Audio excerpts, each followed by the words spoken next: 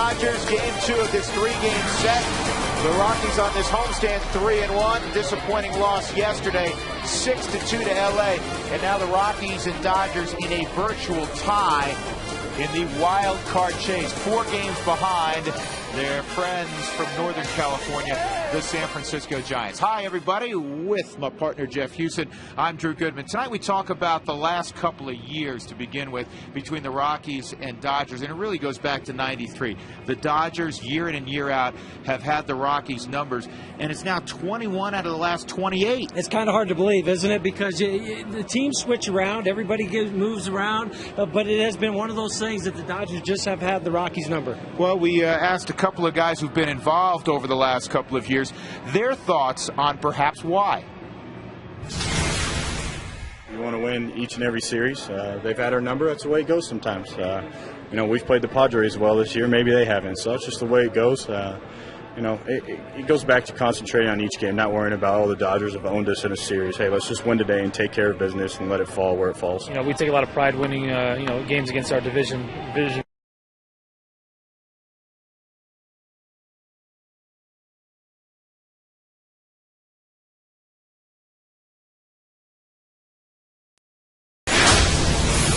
Well, sometimes numbers are misleading. These numbers, Huey, are not. And not at all, because you can go down to the runs per game, the average, the ERA, what they've done in wins and losses, and you can dissect them any way you want. The fact of the matter is the Dodgers have just been better facing the Rockies for the most part. And the other thing that I think of, too, is the Dodgers typically get off to a good start. They score early. So all of a sudden, they've had pretty good strength in the back end of that bullpen. So all of a sudden, you're playing uphill. You're trying to go against a Broxton, a Quo, a Saito, all those guys. So it doesn't make it easy when you fall behind like that. This year, what the problem has been, you've run into Clayton Kershaw 4 times. Yeah. Now, he's got 3 wins. The other time the club won, and your ace, Ubaldo, has lost twice against him. And it always seems like they get the big hit. Yes. And last night that was the case. The Dodgers got the big hit from Casey Blake, the grand slam in the 8th inning.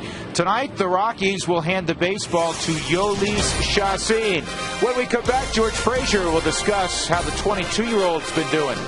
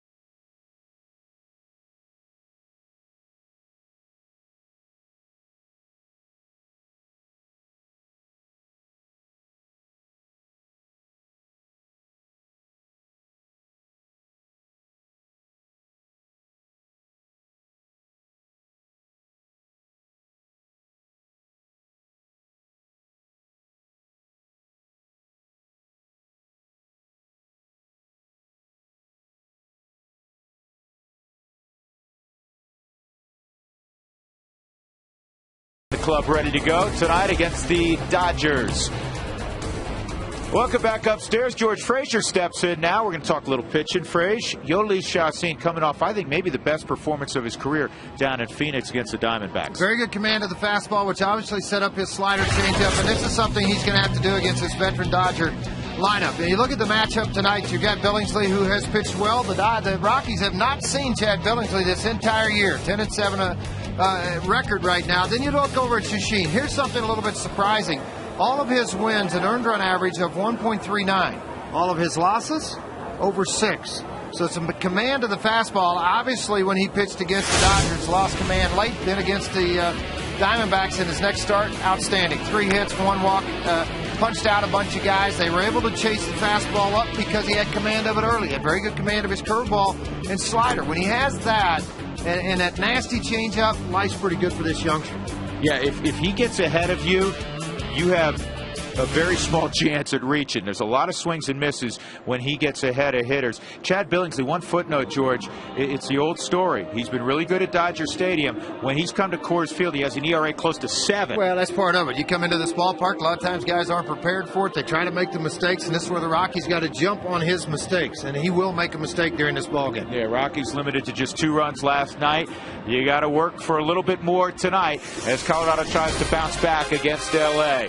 Rockies and Dodgers Saturday night at Coors Field. Come on back with us.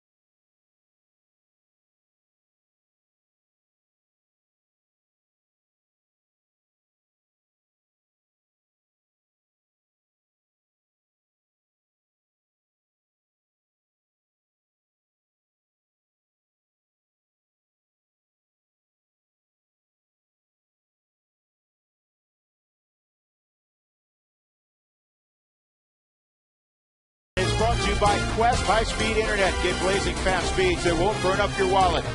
By E470, use E470 and you'll get to the airport with time to spare. And by the Ford Fusion, it's the 2010 Motor Trend Car of the Year, Ford Fusion. Drive one. And if you can't drive the Ford Fusion to the ballpark, do as Huey's did earlier and kind of hang glide your way to the ballpark. I would never do that, George. Why not? Well, Jeff is, he's an adventurer, adventurer. It was a smooth landing. Was it? Yeah. I'm sure that beats a bumpy landing. Scott Besednik will lead things off for L.A.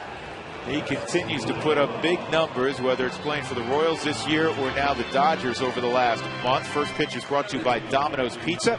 Text keyword pizza followed by a space and your name to 95323 to receive your Domino's special offer and to be entered to win a pizza party for 12. One weekly winner will be chosen.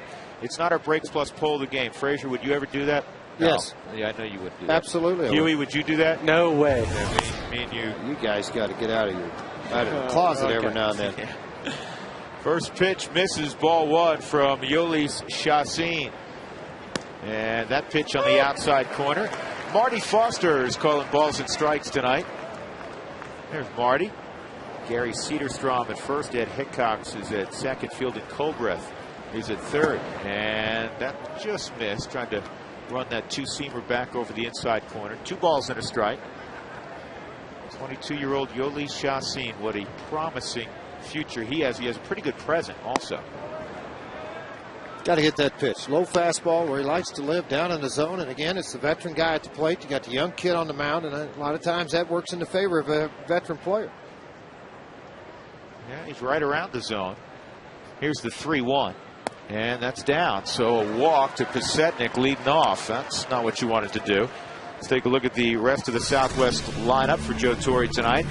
Pretty much what you saw last night. Ryan Theriot, Andre Ethier, Matt Kemp, James Loney, Casey Blake's first slam in a Dodger uniform, 5th of his career.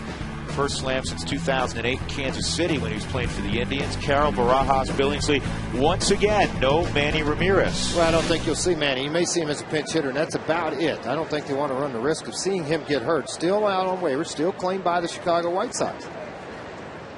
I think that's a big part of it, and I don't think Joe Torre really wants to see him run around left field.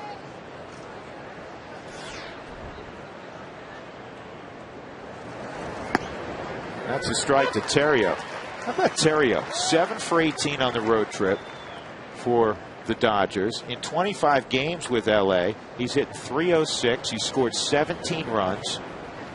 In fact, he leads the Dodgers in runs scored in the month of August. Well, for me, it's been that nice change from what he had in Chicago, because now he's just a fixture in the number 2 spot in the lineup. He's got Andre Ethier hitting behind him. That doesn't get much better than that. Pitch out, nothing on. Miguel Olivo called for it. It's 1-1. You know, Huey, I don't want to call him a throw-in in the Ted Lilly deal, but the guy who had the big billing, if you will, in the deal was clearly Ted Lilly, and I think Chicago was trying to extract themselves of Theriot's contract. Sure, I wouldn't disagree with that at all, and he's going to make more next year in arbitration, so they try to get something back in return right now. And if it meant making the deal with LA for Lilly, then yeah, we'll go ahead and take Theriot as well.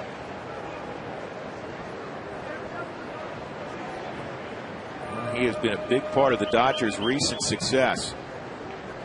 1-1, no movement from Pasetnik, and that pitch just missed. So at least early on, Marty Foster has a pretty tight zone. Chassin at home, 3-3, 558 earned run average. The opposition has hit .245 against him. Out on the road, 3-6, but yet a very good earned run average of 2.80. Watch a hit and run right here. Well, the hitter got the sign. Yeah. The runner didn't.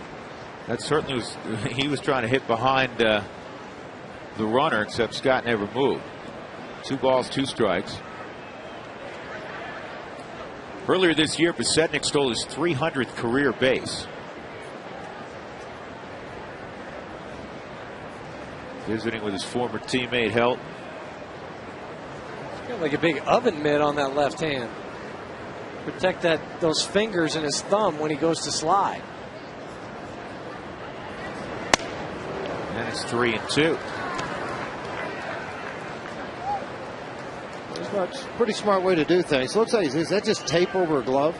No, it's actual like a glove thing that he can put over his batting glove. The blue part is a glove, so he can slide it off if he wants to.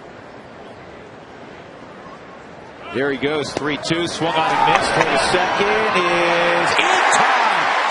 Eric Young picked up the short hop and tagged Pasetnik. Strike him out, throw him out, 2 gone on 1 pitch. You know what I think helped an awful lot there? Earlier, this surface a little bit damp, a little bit gummy when you start to run in it, and I think that's what happened. Pasetnik slides and comes to a stop before he got to the bag.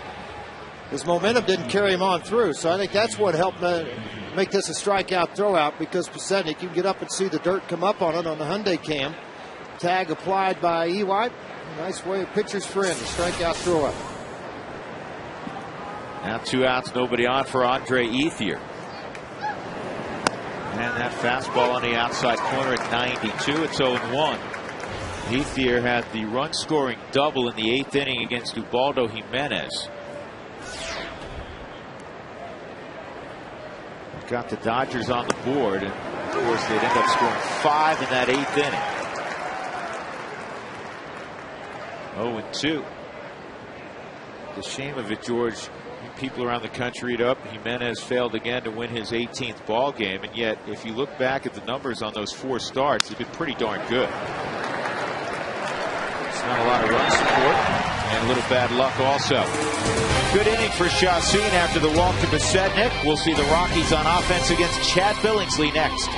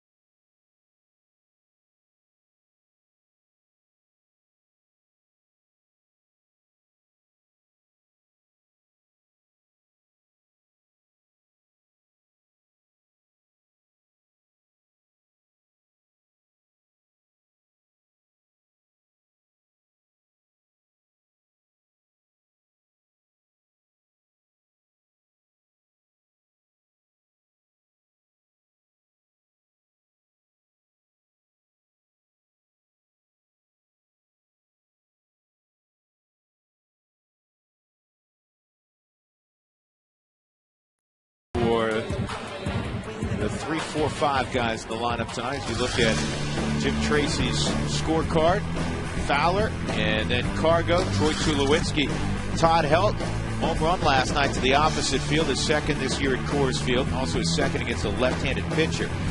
Seth Smith, Melvin Mora, Miguel Olivo, and Chacin to face Chad Billingsley. Billingsley has not pitched at 20th and Blake since September of 2008. He has a 1-2 mark at Coors Field with a 6.87 ERA. Well, you're going to see a very good curveball, a fastball when he first signed in the mid-90s. Well, 9 innings, 1 time this year. That was against San Francisco. And with their bullpen situation, you don't know how many pitches are left at Quo's arm after an inning and a third. Broxton an inning and 2/3. Not to say that their other bullpen's not that good, but late in the game they may have to go to the B bullpen. Yeah, you may see a Dotel involved tonight late. Belisario way inside. 1 ball, 1 strike. I'm going to find it interesting tonight with Billingsley, George, is the way he's had that calf injury and actually was skipped in his last start, to see if maybe Eric Young and Dexter Fowler drop down a couple bunts, see if he can move over to first base and see how that reacts. It wouldn't hurt. There, 1 and 2. I always like to see that and make the pitcher get off the mound and get him involved early in the game. I know when the Rockies did that to Randy Johnson, it just gave him fits to get off the mound and make plays. I think, and I know Huey, you concur with this, that it should be a big part of Young and Fowler's game anyhow, and maybe even more so at Coors Field, because if you get the pitcher huffing and puffing at altitude. Well, that's part of it, and I think the other thing here is because of the heavy grass, if you can get it a foot, 1.5 feet either way in fair territory, up either line, it's going to stay in fair territory. There are the numbers we spoke of.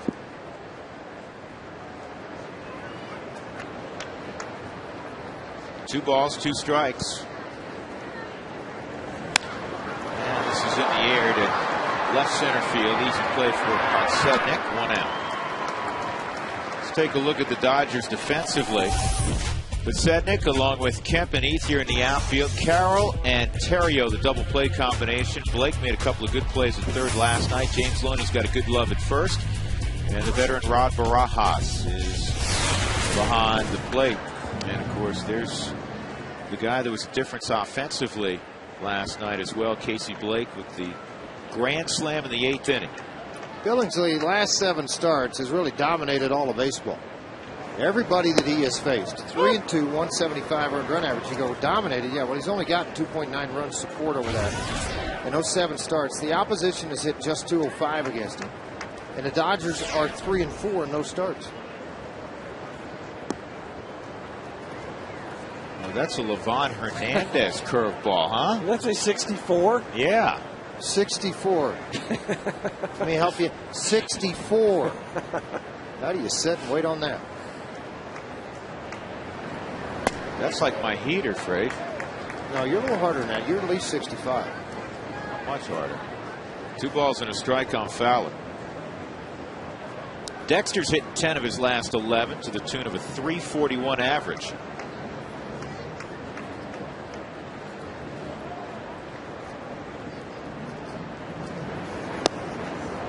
That's a strike, 2-2. You know, Vicente Padilla, who the Rockies won't see in this series, he throws that slop curveball also. He's on the DL right now. Not a bad pitch if you can flip it and control it. That's the key to it. This ball a bullet to right center field. Kemp's going to cut it off. Dexter doesn't care. He's going for 2. Safe. And he kept the hand on the bag. Great slide. Let's count the strides from first base to second base. It's really extraordinary. All right, Huey, do the count. All Ready? right, we'll try. 1, 2, 3, 4, 5, 6, 7, 8, 9, 10 before he slid. I got 10. What'd you get, Drew? I think you're right. I think it was 10 strides. But what was nice is the way he slid to the inside part of the bag, because 9 times out of 10, as a base stealer or a base runner, you slide to the outside. But he realized where Jamie Carroll was and said, okay, I've got to go to the inside and try to reach back with my right hand. And now Carlos Gonzalez, an opportunity for the Rockies to get the jump on L.A.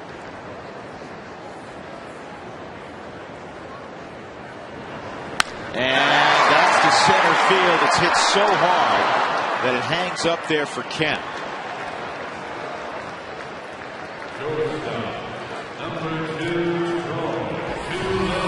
That's Gonzalez's fault, George.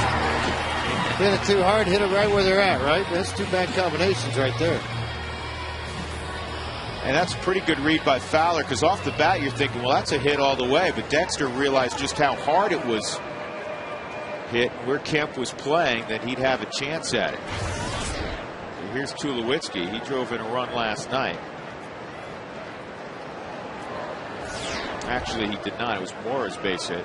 Troy 1 for 4. He does have an 8-game hitting streak going. 5 for 20 against Billingsley. And it's short. Jamie Carroll will throw out Tulowitzki, and Fowler's left at second base. No score as we go to the second inning. Matt Kemp will lead it off for the Dodgers.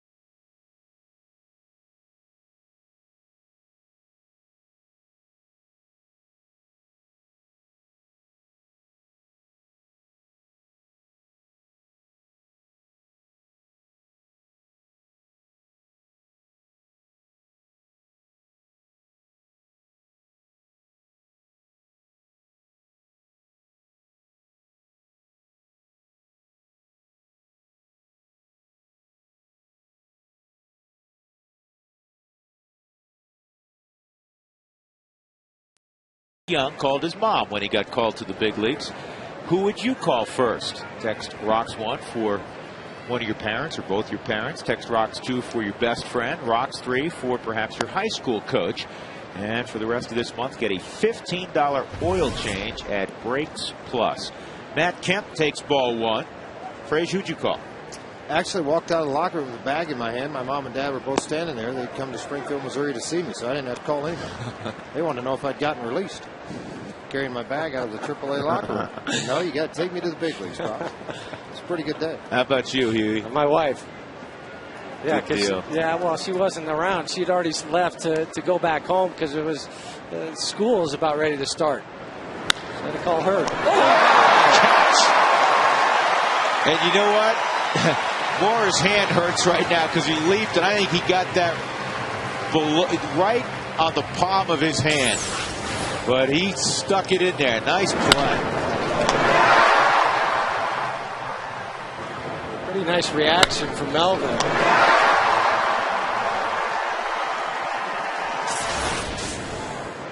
Glad he didn't make a mistake and take the second baseman's mitt out with him. Got the bigger one.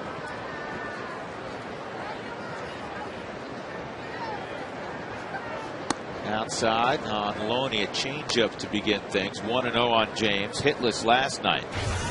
Hitting close to 300 this year against right-handed pitching.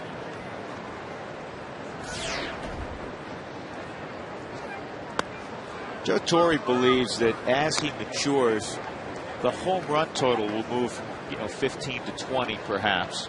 More of a doubles guy right now. But he gets big hits. He drives in a lot of runs. And a soft liner that Tulowitzki couldn't quite reach. And it's a 1-out single. Take a look at the Rockies defensively in the outfield. Gonzalez, Fowler, and Smith. Dexter's yet to make an error this year. Cargo's made just one. Mora, Tulowitzki, EY, and Helt. And behind the plate, Miguel Oliva. You may be wondering why Ian Stewart's not playing against a right-handed pitcher.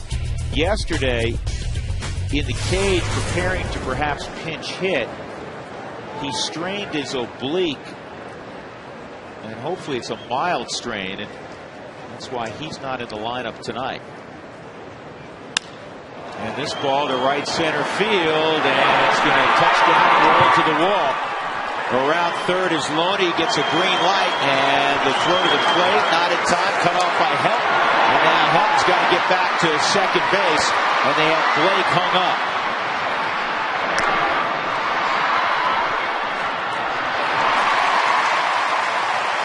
Well, we can tell you it's 1-0 LA, and they got Casey Blake.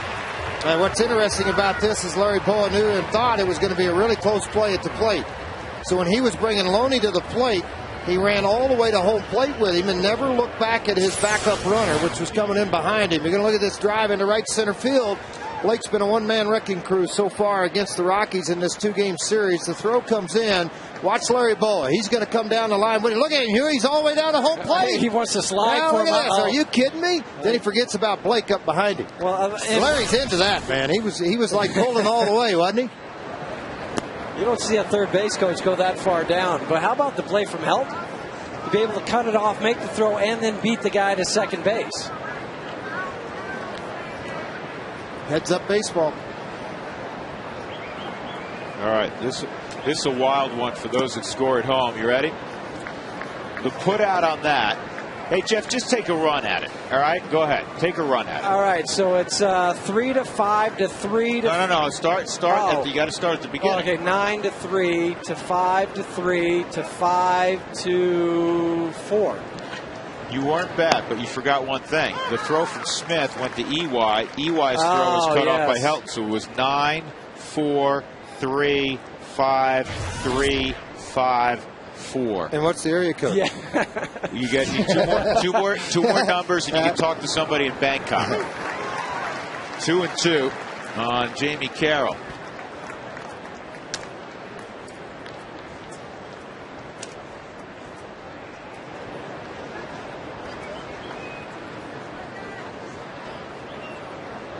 Swung on a miss.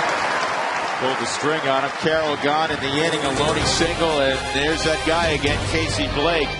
with a double to give the Dodgers a 1-0 lead, middle of 2.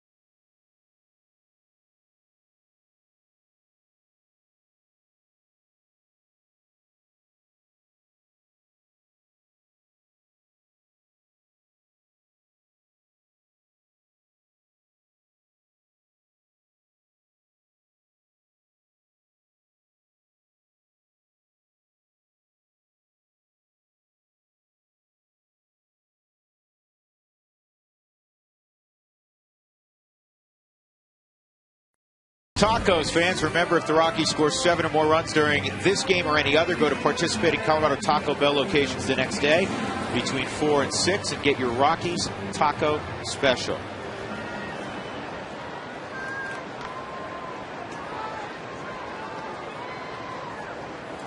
Rockies will have Todd Helton to lead off.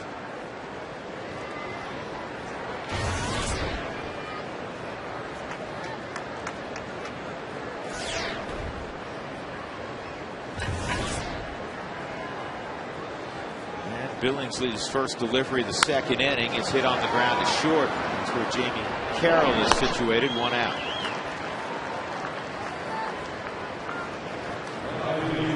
One gone, Seth Smith will come up. How about Chad Billingsley? He has not allowed a home run in his last 88 innings. It's the longest active homerless streak in the big leagues.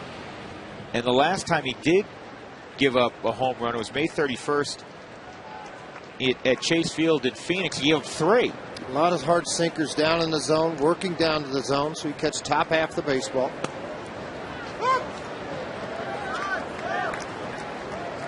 Daytime really tough. 2-1 to 0.86 earned run average. What do you got? Yeah, well, that's part of our Excel Energy fun fact. The stretch that Billingsley is on, keeping the ball in the ballpark. Of course, Seth Smith can leave the yard. He's got 16 home runs, a career best. Broxton holds the Dodgers record. He went 97 innings over 94 ball games. And Joe Beimel, holds the Dodgers record for consecutive appearances without allowing a home run. 104. That's something.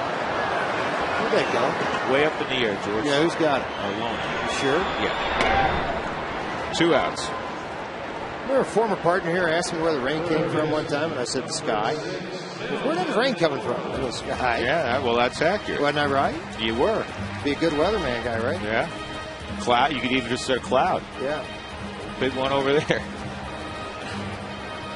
Did you know, George, that providing shade around your air conditioning unit can save up to 3% off your cooling costs? Find more money-saving information at responsiblebynature.com. 2 outs, nobody on. Melvin Mora at the plate. Melvin hit the ball hard last night.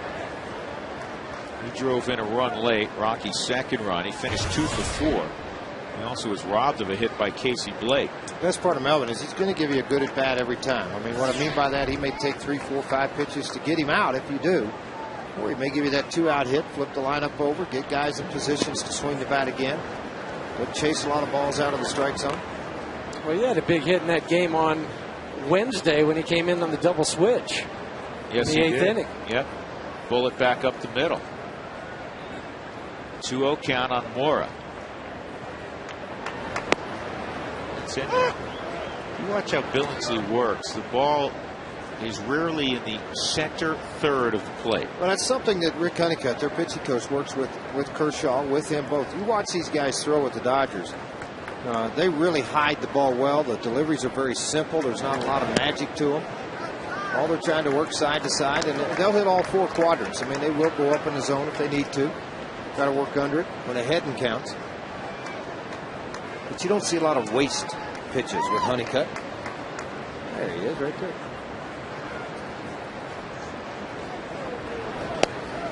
Outside, ball 4 on Mora. That will bring up Miguel Olivo here in the second.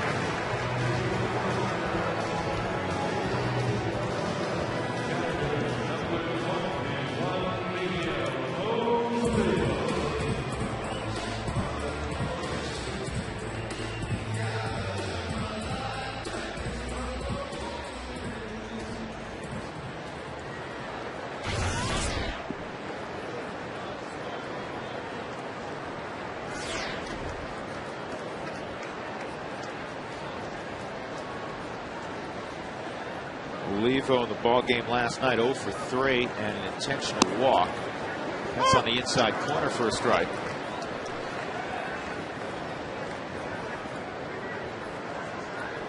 Olivo 1 for 6 career-wise against Billingsley.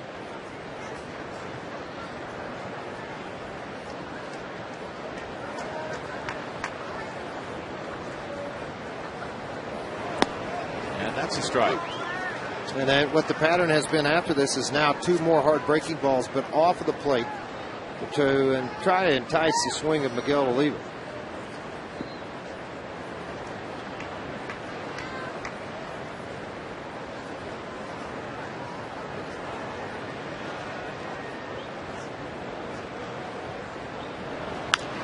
And a ground ball to Jamie Carroll. That's all for the Rockies in the second. 1-0 Los Angeles as we move to the third at Coors Field.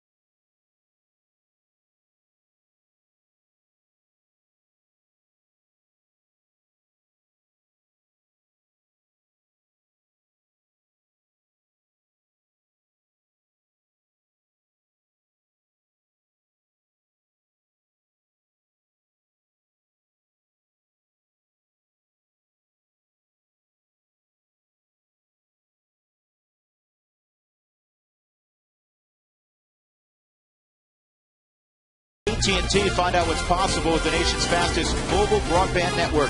AT&T, rethink possible. By Brakes Plus, a whole lot more. By King Soopers, our people make the difference. And by Hyundai Uncensored, real people, real comments on the all-new 2011 Hyundai Sonata. Visit your Colorado Hyundai dealers today.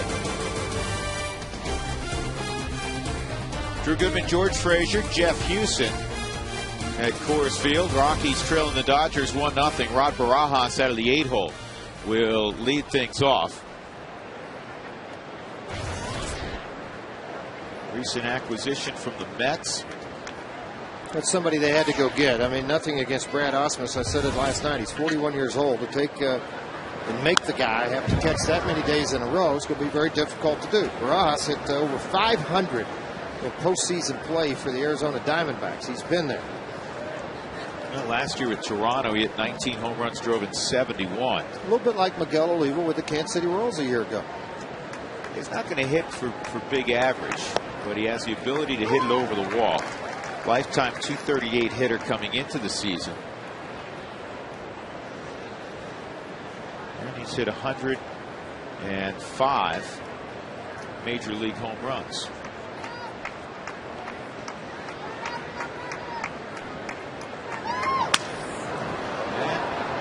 And if he continues to use that piece of lumber, it's going to be hard to hit it out of the infield. This would be a nice souvenir for somebody. You know what you can do with those fans sitting at home? Just give you an idea. Take the top of the bat, cut it off where it's cracked. Right? Then hollow it out. And then take a piece of walnut wood and make a home plate. And then you stick this in here and you run your cords up and you make a lamp out of it. It's pretty neat. And you could, what's easier, folks, the way you do it is put it in a box, send it to Coors Field care of George Frazier. Yeah, I'll make them for you. It might take a while for you to get them back. I'll go to Drew's woodwork shop. Yeah, you'll really get something done there. One out. Barajas gone. Chad Billingsley coming up. Our Geico quote of the day from Joe Torre. Tommy Lasorda will eat anything as long as you pay for it. Oh, that's right. At any restaurant, anywhere, on any street corner, anywhere. I love it. Of course, Joe needling Tommy. They're very good friends. Tommy will tell you he doesn't miss many meals. He'll run after a meal. Definitely doesn't pay for any. 0-2. And he needs to go to the laundry when he's done. Usually wears about 90% of it on his shirt. I love him to death. You know, he can't, there's no rebuttal because Tommy's not here this weekend. Billingsley's gone. That's 3 straight strikeouts for a guy who tends to rack up strikeouts in Chacín. In fact, of pitchers that have made 14 starts or more in the National League, Chacín has the second highest strikeout ratio. Well, think about it. With the Rockies, there's 3 guys that have struck out over 100. Chacín's one of those, and he's done it in the least amount of time of anybody else what Drew's talking about. The other 2 strikeouts, Hamill and Jimenez.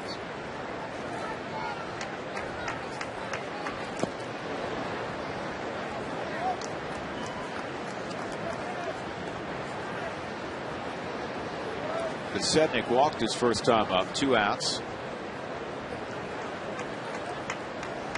Perfect leadoff guy going down to a pennant type race. And the reason behind that, obviously, the stolen base ability with 35. He's been caught 15 times. He's been in the World Series with the Chicago White Sox. I like Scott Podsednik and the way he plays the game. I agree with you. You know what he has, George, now? He's got a maturity. And Jeff, you realize this. He's been released. He's seen it all. Yeah. He saw the minor leagues forever. So he's also got a confidence level that I think championship caliber teams, he's going to be undaunted by being in big situations. Yeah, now. and Been there and done that. Yeah, and that's why I'm a little surprised because there was a rumor earlier that he might go to San Diego that they didn't try to get him. This is top to short. Tulowitzki with a good throw, and it's a 1-2-3 third inning for Yoli Chacín. Rockies trailing 1-0.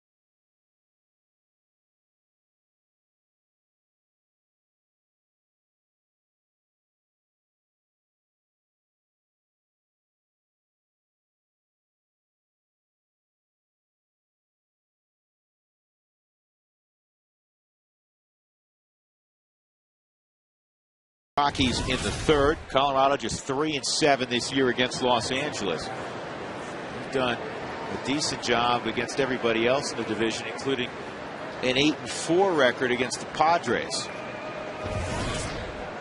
Billingsley's allowed one hit. That was a one-out double in the first to Dexter Fowler. He walked Melvin Mora with 2 outs last inning.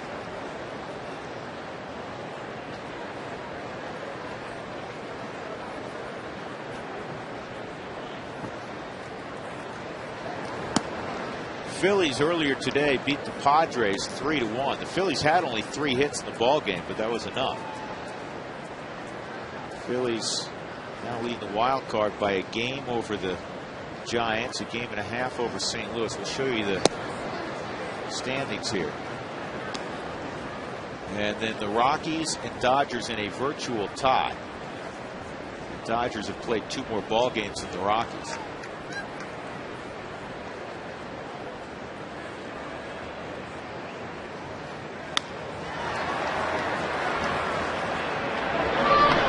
First time through the lineup, the Rockies are averaging just a little over 3.1 pitches per at bat. Going to get Billingsley pretty deep into this game. Some things don't change. Yeah. Hey, repair that chip in your windshield by calling Safelite Auto Glass at 303-287-5000 or go to safelight.com. Eric Young Jr. hit a pop fly to shallow left center his first time. So anywhere from 33 to 35 games left for the teams in contention. Jeff Houston, give me a number. What do you think it'll take to be the 4th team in the National League? I think he's going to take 93. I think you're right. I think it's going to be a little bit more than last year. So you do the math with the Rockies. That means you need 27 more wins for Colorado, and they have 35 more ball games, including this one. So that's it's playing really good ball. This is the bunt to Loney, and Ewok tried to go underneath it. Nice effort. Crowd appreciates it any way you can. He needed that bunt, what, about 2 more feet to the right of Loney. Yeah, no question about it. He did a little bit too much up the line, showed early, and then Loney was able to charge early, too, and get to the baseball. Just tried to dive underneath the tag. James Loney, didn't happen.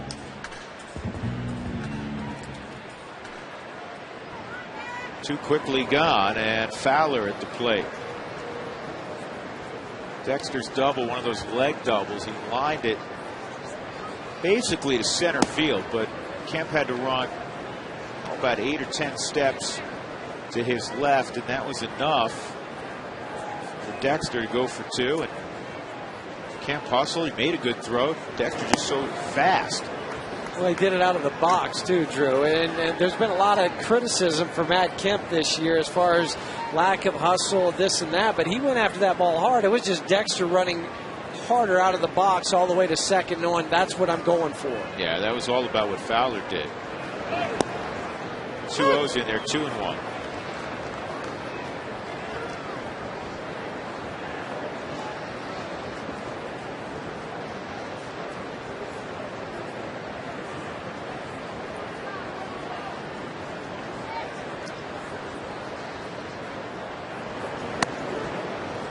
Well, remember, you can receive $10 to $15 in free concessions with power tickets, and they're available for every single home game. 1-800-388-ROCK or just go on to ColoradoRockies.com for more information.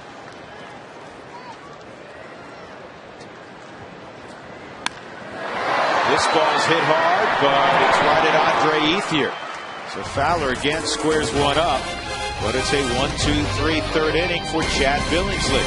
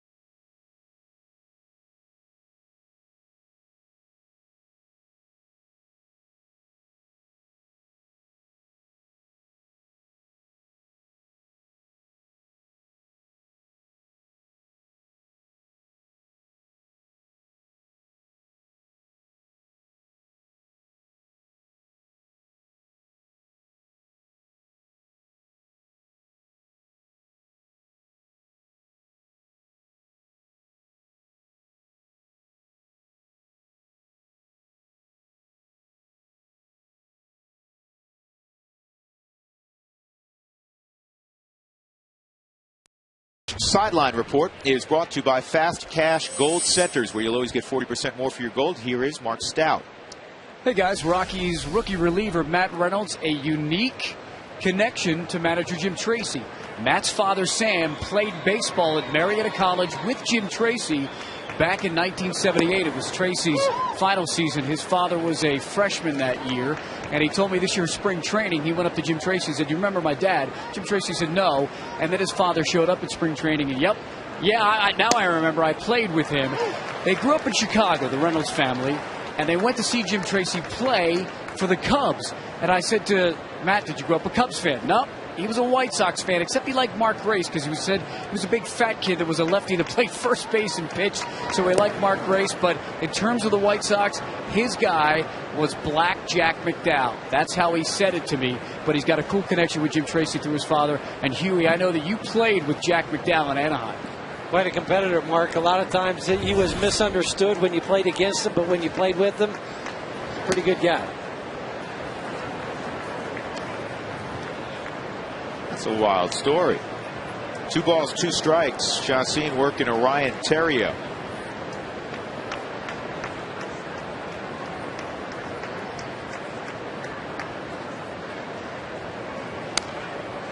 And this is popped up in foul ground. Help and say excuse me to Mariano Duncan. 1 out. Let's take a look at our AT&T trivia question this evening. Who hit the last walk-off home run in a World Series game? Georgia was not Bill Mazeroski. Trying to think. See, you got the sheet and look at it. I never get to look. You know what? I honestly don't know, because when we were going over this earlier, I threw out a guess and they didn't tell me if I was right or wrong. You were wrong. Was I wrong? On your guess, yes. I'll leave it at that. You cheated. There's no way you came up with it on here. Andre Ethier at the plate, a ground ball to second, his first time. 2-0.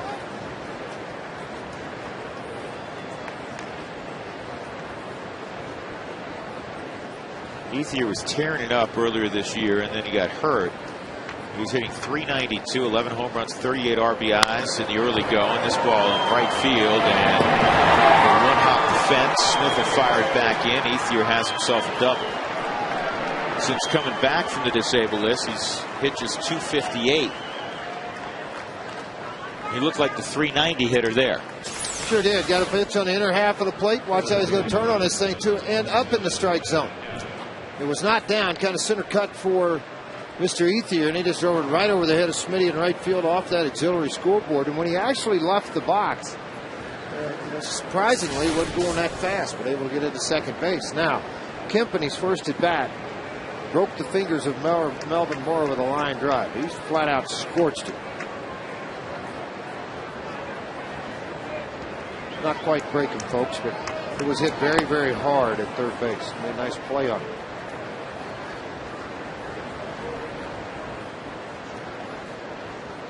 Kemp's been more productive on the road this year than he's been at Dodger Stadium. He has 45 road RBIs this year. Well, part of that may be the fact of what the fans are doing to him in his home ballpark, maybe playing in his head a little bit. Well-publicized disagreement between his agent, former All-Star pitcher Dave Stewart, and Schaefer and Boa. At .232 since the break with 6 home runs and 23 RBIs. He's been challenged on a couple of occasions by the general manager publicly, Ned Colletti, who's on the trip here with the Dodgers. Another 2-0 count.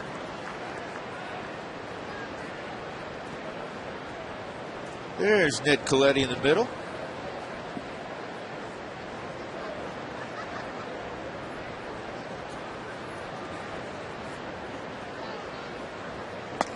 And 3-0. Joe Torre might turn Matt Kemp loose here. Talking with Don Mattingly, his hitting coach, about it. They say if Joe doesn't come back, that's the next manager of the Dodgers, possibly, and Don Mattingly. Ball 4. So Kemp walks, 2 on, 1 out for Loney. Second walk allowed by Chassin. 50 pitches, 27 strikes, 23 balls. Able to work out of some innings. Needs to try to work out of this jam now with the middle of their lineup. Haven't really seen that good changeup from Yolis tonight. Through one, it was really out of the zone. He was about 2.5 feet out and up. Not a very good release point.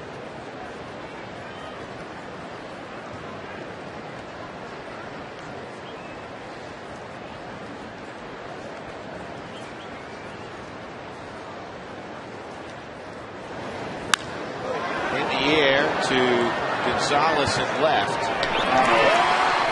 That is the second out. That'll bring up Casey Blake, who doubled in the only run of this ball game in the second inning.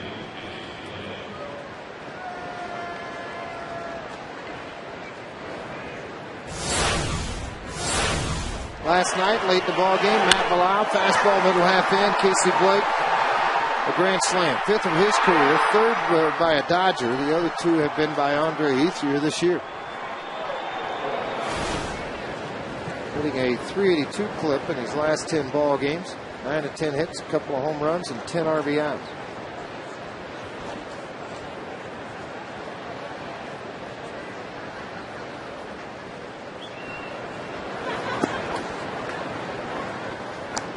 Let's take a look at our Amica hit zone and remind you it's not how you're covered, it's how you're treated. Casey Blake, if you throw it down the middle, he hits .444. Yeah, the rest of those numbers not very good. I mean, he's had a lot of trouble there. Last night's grand slam right in this area. And another 2-0 count, and everybody's going to move up on the wild pitch. They had a back pick on over here at first base with Todd Helton and Miguel Olivo trying to throw behind to get Matt Kemp.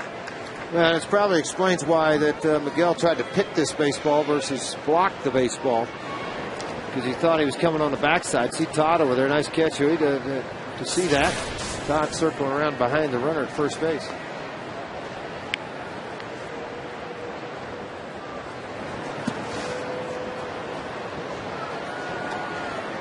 Well, with first base open, they've seen enough of Mr. Blake, and they'll load him up with 2 outs for Jamie Carroll. And Jamie's no picnic. He's going to make you work, that's for sure. 52 wild pitches for the Rockies now. That's 4th in the National League. Well, when you're facing a guy like Billingsley, a 2.86 ERA in the second half, a guy that's been very tough. You know the history with the Dodgers. You have not scored a lot of runs. These are huge at bats. I mean, you get a base hit here, it's 3-0, and that feels like a much bigger mountain to climb. As difficult again as it's been for the Colorado Rockies to score against this Dodger staff. Well, the Rockies have hit .221 in the series against the Los Angeles Dodgers. The Dodgers have hit .213 against the Colorado Rockies. By the way, Jamie Carroll's had 7 shots this year with the bases loaded. He's hitting a .143 in these situations. He leads the club, though, in hitting in the month of August at .316.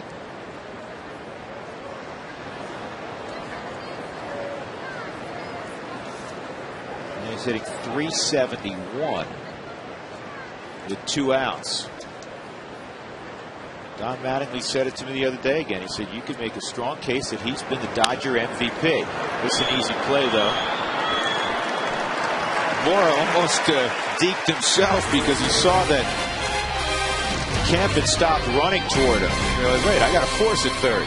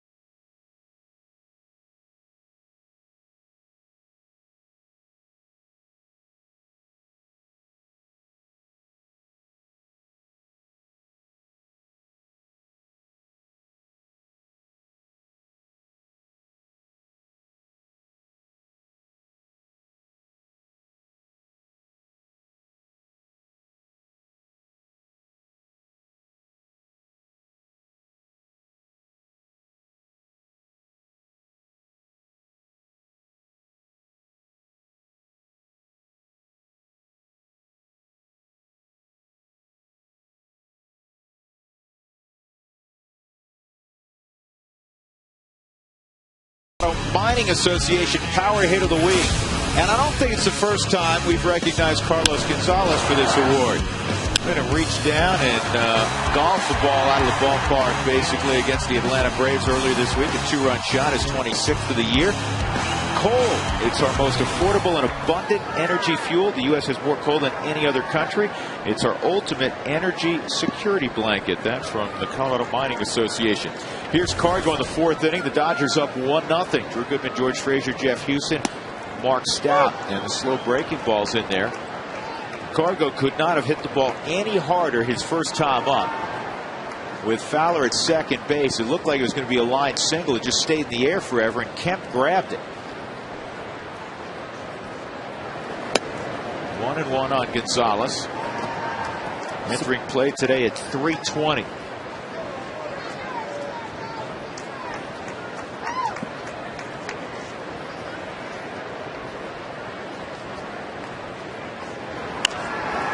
You know, he has a great chance to hit 30 home runs. He's 4 away from that. Drive in 100, 16 ribbies shy of 100. And he's played a quarter of the season, actually more than a quarter of the season, batting leadoff. And hit over 300. Only 7 Rockies have done it. Helton 5 times, Walker 4 times, Vinny Castilla 3 times, the big cat Andres Galarraga twice, Matt Holliday did it twice. 2-2. Bichette did it twice. Ellis Burks did it once. Now I'm looking on here. Post Humidor, Holliday twice. Helton in the group. Everybody else was a pre-Humidor.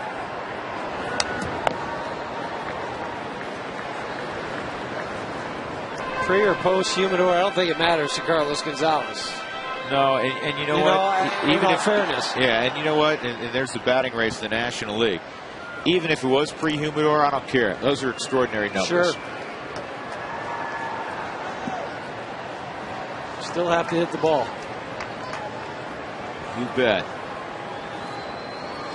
Here's the 2-2. And that is ripped down the line. Man, can he hit?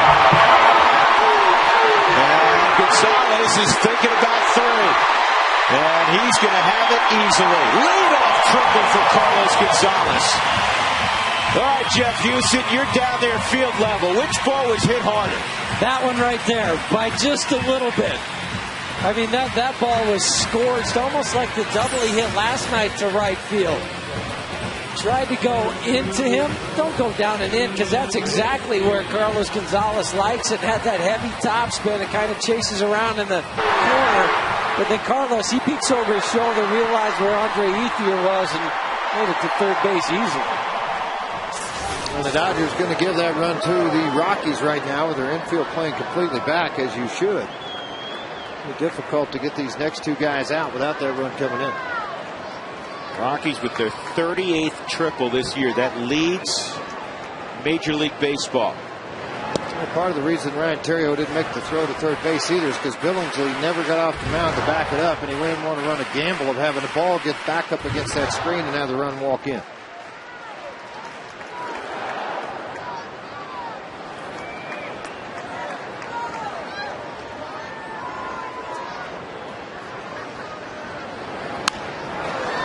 Foul. Talking to Vince Scully earlier today, we were discussing the great talents of Carlos Gonzalez and how effortless the game seems, whether he's hitting, whether he's running down a long fly in the outfield, throwing. And Scully just marveled at his talent, and he said, you know, when I see the number 5 on his back, he said, for me, he said, it's reminiscent of DiMaggio, because 5 for me in effortless baseball will always be DiMaggio. But you know, that's the kind of image that this kid has conjured up to a guy that has seen all of the great ones over 61 seasons in broadcasting Major League Baseball.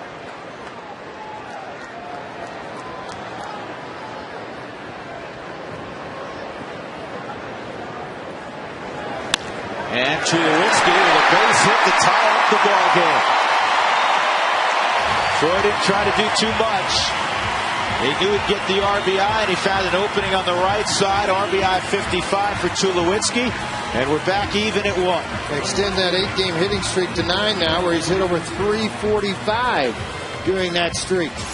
As a pitcher with a runner at third, nobody out, you're just trying to get an out. You don't want to try to extend it farther, and that's what Tulowitzki just did. With a runner at first now, and nobody out and helping at the plate, as you see Gonzalez make the score.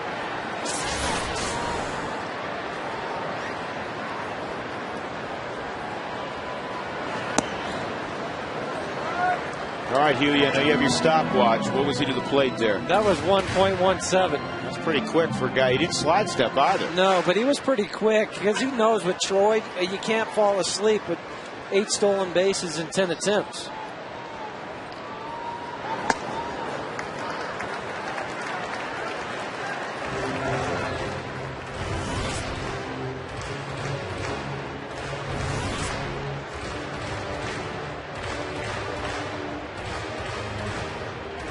Remember, too, this first time Barajas has caught an awful lot of these guys. He joined the ball club just 6 days ago.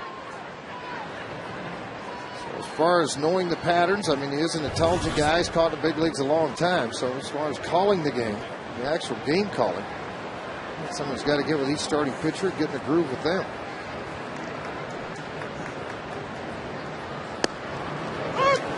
A delayed strike call. It's 2-1. Not good's been of late. He's got the second highest slugging percentage on the Rockies in the month of August. Well, he's in the 4th strike zone.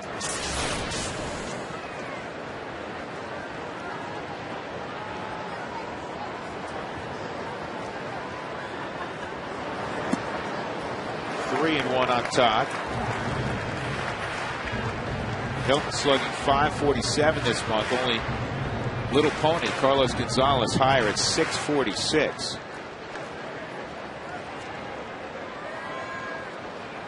That's what's been impressive since Todd's return. It's not just singles, doubles, home runs. There goes Tulowitzki, ball 4. Now the Rockies have 2 on, nobody out for Seth Smith.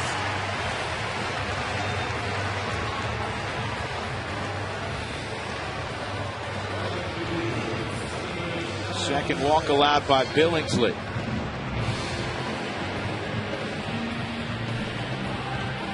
Smith popped to first in the second inning against Billingsley.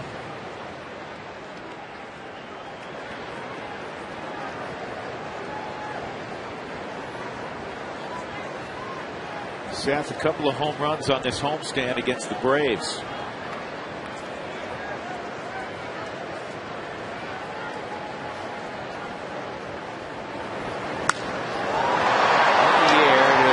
Sednick near the line. In fair territory, he makes the catch, 1 out. Well, you don't see him talking about Smith going that direction frequently, especially early in the count. Yeah, I was trying to see what the pitch was early on. I watched Fly to the Baseball, so a lot of times with him standing that close in a fastball that could get into the low to mid 90s, you get it in on the hands a little bit, and that's going to be the result of it, particularly if you elevate it. That just beat him. See by that graphic that he is more of a pull hitter, especially when he hits the ball out. Melvin Mora at the plate. He's been clutch. Tulowitzki at second, Helton at first. 1-1 ball game, 3 hits apiece. Rockies up in the 4th.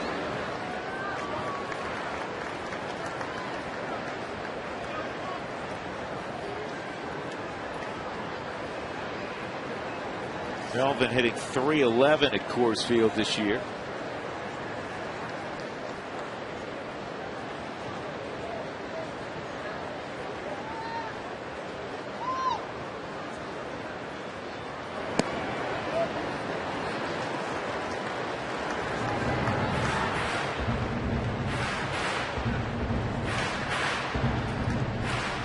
You let off those balloons. I don't think they let him out to go anywhere, have they? Or they just kind of tied down. Now they're letting him go on.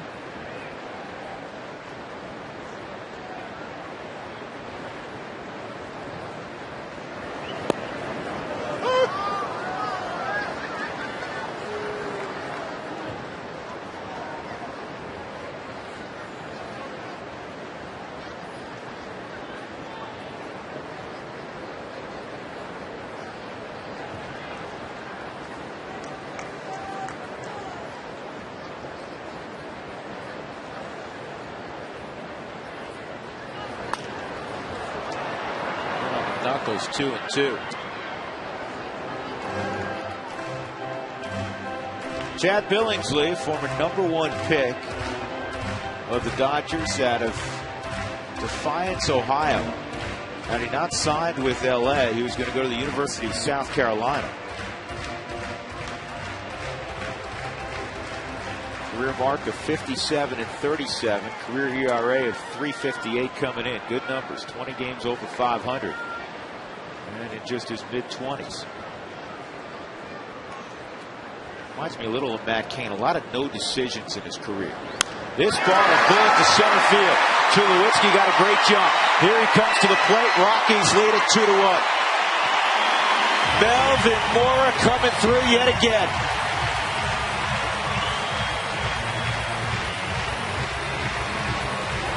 Hitting just under 300 with runners in scoring position. He's had an awful lot of big hits, particularly, it seems like, over the last month. Look where the pitch is, out over the plate, above the knees, and it gives an opportunity for a hitter to really extend on it. That's exactly what Mora did. Got a lot of weight out on the front side, controlled the bat, and just took it back up the middle to Tulowitzki. Nice read on the baseball. Easily comes in to score in a 2-1 ball game, and a visit from Rick Honeycutt on the mound. Melvin Mora now with 27 RBIs. Tulowitzki moving the tying run. His 55th RBI. Now, Jeff Houston, it just shows you when you take care of yourself the way Melvin Mora has, not only leading into his late 30s, but the way he has his whole career, you could still be productive at 38. Well, and the other thing, too, is he's learning how to do it on a part-time basis because he's not an everyday starter anymore. So you also have to adjust your regimen that way. Yep. Here's Oliva. Grounded into a force out. His first time up. Breaking ball, strike one.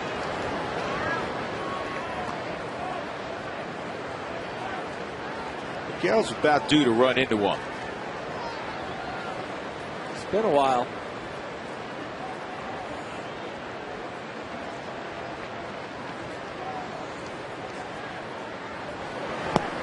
Oh, 2. Steady diet of breaking balls, I'll tell you that. They don't give him a lot of fastballs. If they do, it's typically up in the zone. His last home run came on July 31st against the Cubs. 46 at bats ago.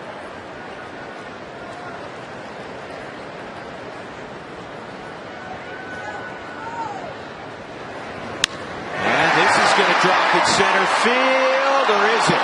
Nope. That's going to be a double play. Helton gambled. Matt Kemp makes the diving catch, and that keeps the Rockies from a third run. Quite a catch by Matt Kemp. Rockies get a pair. They take a 2-1 lead.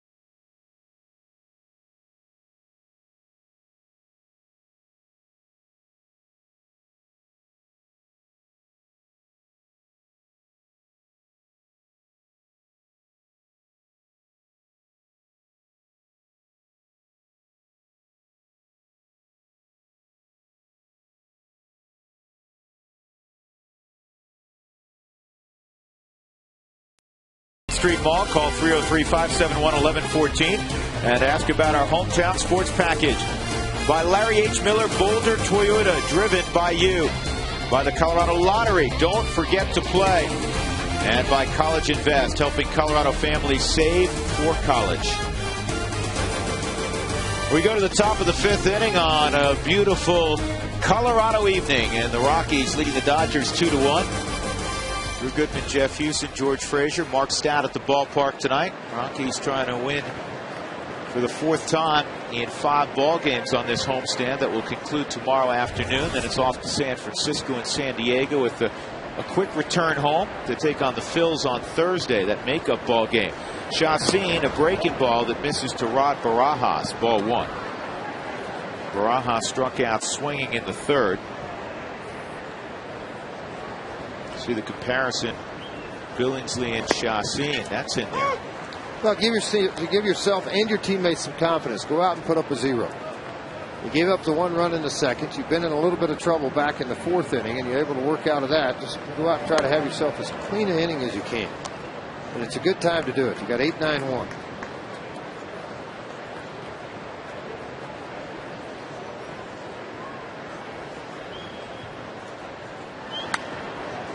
Good pitch, good location, 2-2.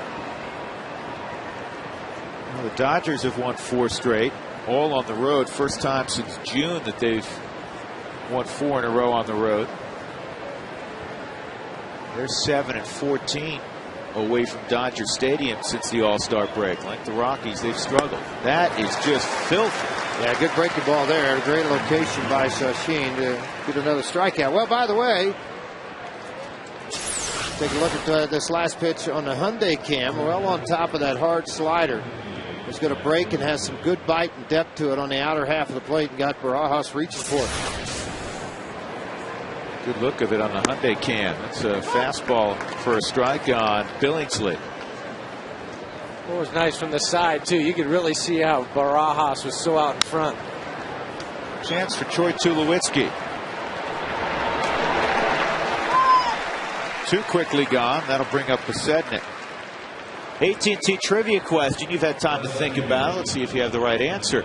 Who is the last person to hit a walk-off home run in a World Series game? Is it Joe Carter? Nope. Oh, that's right. Scott did it with the White Sox. And the wild thing is he didn't have any home runs during the regular season. Really set the tone in that World Series, because that ended game 2 for the White Sox. He hit it off Brad Lidge.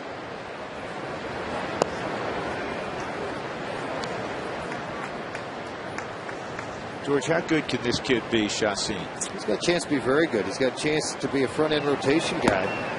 You know, there was the reason he won 18 games in the minor leagues combined over South Atlantic League and Modesto. Last year he went to Tulsa and had to learn and advance to pitch a little bit more, where he won 8-9 ball games.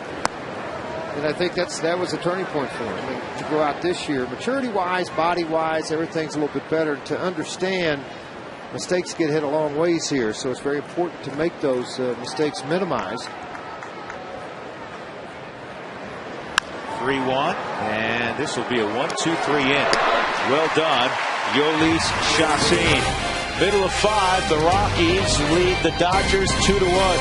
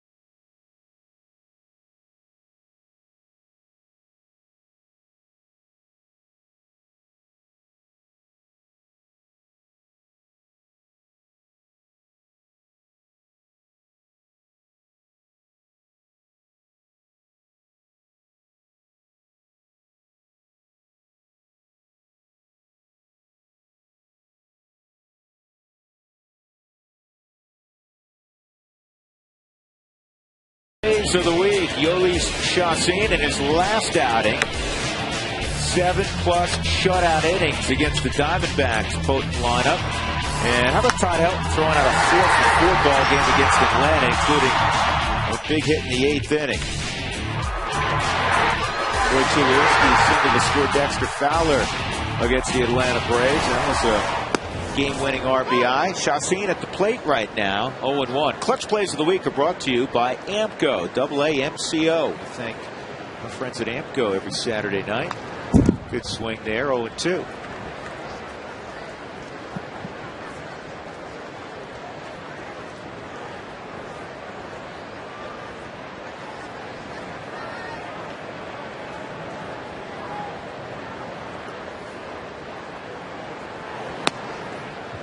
Did get him to fish for the slider. Didn't have the right bait. Wow, George, it's happening. Yeah. George, it's happening again. Diamondbacks beating up the Giants in the first inning 4-0. This is a hot shot to Terrio, 1 out. Well, you figured sooner or later they had to hit some kind of bump in the road, meaning the Giants, and that the young club, Arizona Diamondbacks, play a little better baseball. Let's check in again with Mark Staff for tonight's Great Colorado Payback Sideline Report. Mark? You guys had a conversation with Jamie Carroll of the Dodgers for our pregame show today, and we talked about him being a utility player. He's in his 60th game of the year at shortstop. He's played 40 at second, 10 at third, and 5 in the outfield. And I said, do you like having that tag, that label? And he said, at first I didn't in my career, but now, he said, I love it. And it's a challenge to be able to play all the positions and play them well enough to do it in the big leagues. And he said he enjoys it. He's going to play probably the most games he has in any season this year for the Dodgers. A lot of that's because Rafael Furcal has been injured so much. But, Jeff, you kind of had that tag as well, and I wonder how you approach the game as the utility, the guy, the versatile veteran, if you will. Well, everybody thinks that they can be an everyday player, Mark, but quite honestly, not everybody can. But at the end of the day, what you want to be is in the big league. So you'll take whatever role you can become, and then once you do, you say, you know what? I'm going to be the best that I can be at that position, so that the manager has the confidence in you. And I think we've already heard it. We've already talked about it tonight. A couple of people have said that Jamie Carroll's been their MVP. Huey, which is better, being an everyday player in AAA or a part-timer in the big leagues? A part-timer in the big leagues. There you go. 2-1 on EY. Ouch. Wow.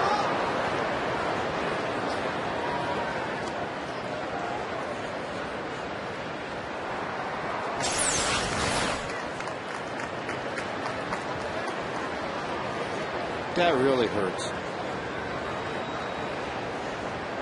It's getting worse. I'm seeing more and more guys hit it off their shins than I am even off their toes. Got more guys throw a sinker, you think, today than they did sliders 25 years ago? I think they throw sliders down and in a lot of cutters. Okay. It's going to be a curveball. Wasn't a good one. 3-2. The Diamondbacks have now made it 6-0 in the top of the first in San Francisco against Barry Zito. Zito hadn't won since July. Coming on the heels of making that relief appearance the other day, too. Losing the ball game. Inside, ball 4, so a 1-out walk to Junior. And that'll bring up Dexter Fowler, who has squared the ball up twice in this game. Once for a double, and the other time a line shot to deep right that Ethier caught.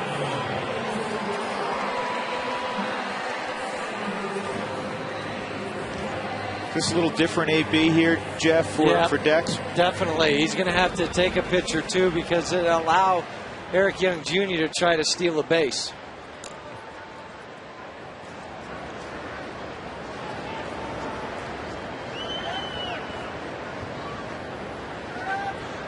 And that's where the skills of Dexter, formerly being a leadoff hitter, come into play. Ooh. All right, I'm checking your watch. I had 1-2-5. What'd you have? I had 1-2-3. You know, it's something that used to go on with the Cubs when Larry Bowa hit second. Bobby Denier hit leadoff. Other guys that had stolen bases. The hitter and the base runner had signs between them of when he was going to go.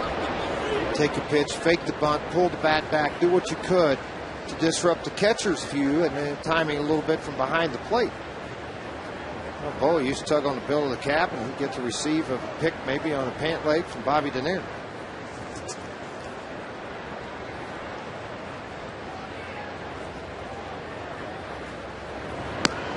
That's a strike also.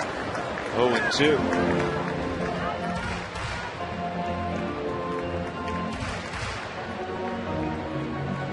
Cargo on deck. Rockies up 2-1.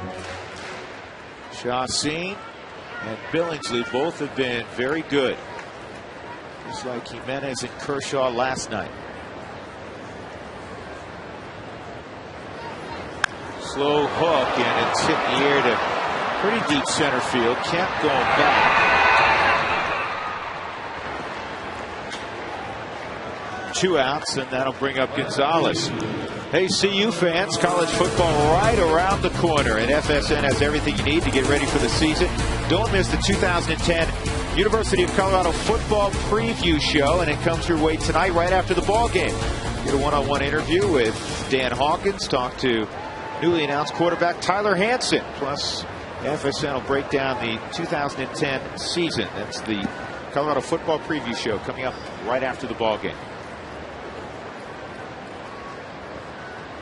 A triple for Cargo in his last at bat.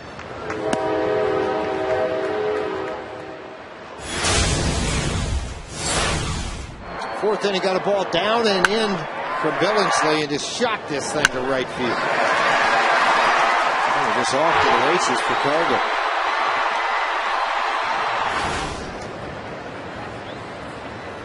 There goes Young, and the throw's not going to go. He picked the right pitch to go on, Jeff. He got an off-speed pitch. Yeah, and maybe he took a peek in and saw that it was going to be from Barajas, who just said, you know what, I've been over here long enough. I'm going to take off to get my 11th steal now of the season. Big jump. Took off on the fly. Slow breaking ball stayed up into the zone, and you see the one-hop skip. 11 stolen bases for EY now. It's been caught 1 time. That's the thing I love about it, and that's the change from last year. And this is the ultimate tip of the cap. You have Troy Tulowitzki on deck, an all-star, a guy with 32 home runs last year, a guy who's hitting .321, and they don't want anything to do with Gonzalez. The first base open. And folks, you're going to see more of that throughout this young man's career. You're going to see more of it over the next 5 weeks, I'm sure. But this is where the Rockies have one of the dynamic tandems in baseball in Gonzalez and Tulowitzki.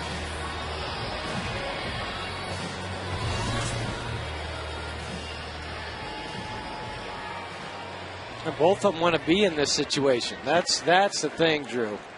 Yeah, absolutely.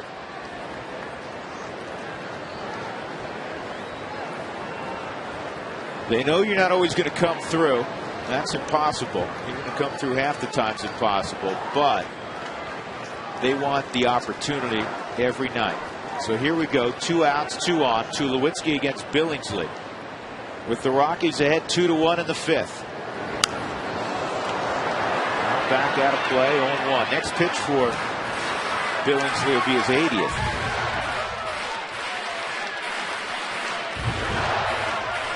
The opposition hitting just .238 in the second half against Chad. And Billingsley, not that many times that he's been out over 100 pitches this year in his starts. Just 10 times, 11 times he's been out over 100 pitches, whereas last night's starter, Kershaw, all but 4 of his games, he's been over 100.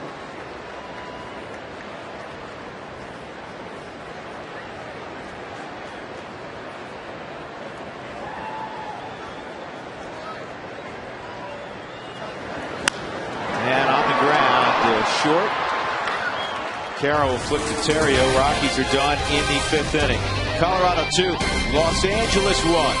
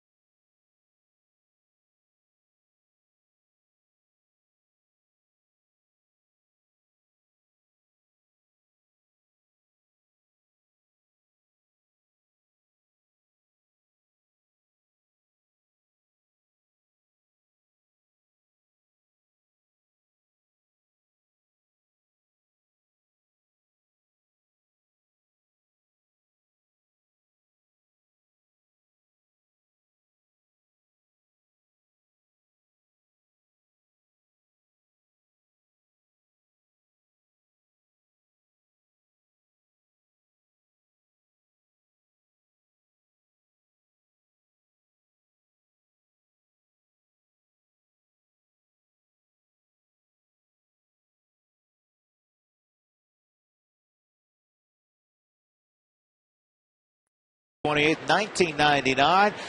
The mighty Bo, Brian Bohannon, tossed his first career complete game shutout in 2 hours and 17 minutes. Bohannon allowed just 4 hits, tied a career high with 10 punch-outs. Ryan Theriot hits a bullet that's knocked down by Chassin. Now is he okay? I don't think he knocked that down with the glove. Olivo's going to go check on him.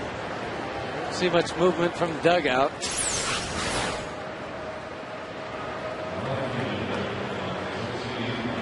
What knocked it down then? On that shot, I couldn't really tell on the monitor up here in the booth. What it hit looked like it hit must have got part of the glove. 1 out, Andre Ethier at the plate. Ethier doubled his last time up.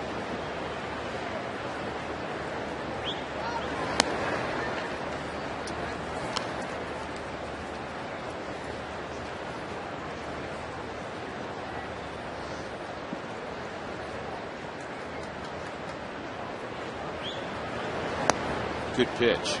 He had given that pitch all night to Yolis. That one down right at the knees. It's the same pitch that he gave Chad Billingsley the strike on. You look at the 4th strike zone. It's well, you're closer well than us, inside the strike zone. Jeff, just whistle out to Cedarstrom at first. So if we go down and have a visit at home plate with Foster. You haven't been tossed in a while. It's been a number of years. 97 was the last year.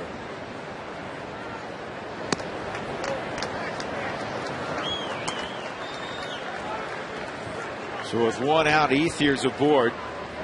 Let's take a look at our Coors Light freeze cam. Camp hit a bullet his first time up, and a lunging catch. It's the Frost Brewed Coors Light freeze cam. Kemp's up with 1 out and 1 on. Had a line out and a walk his last time.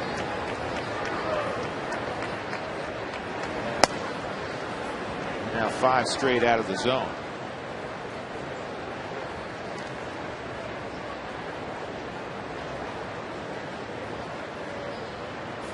Fourth career start against the Dodgers for Chassin. All of those starts this year.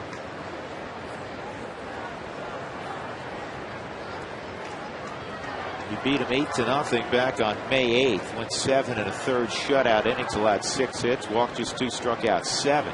That was on the heels of what he did in San Francisco. Yes, it was.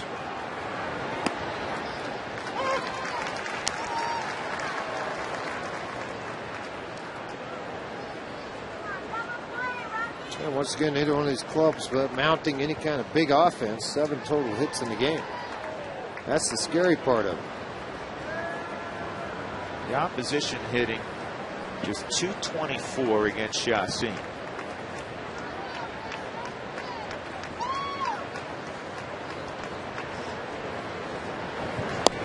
Yes, he went. Check him.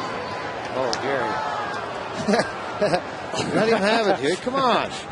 Huey, come on now. From my angle, and I'm off to the side just a little bit more. It looked like he went.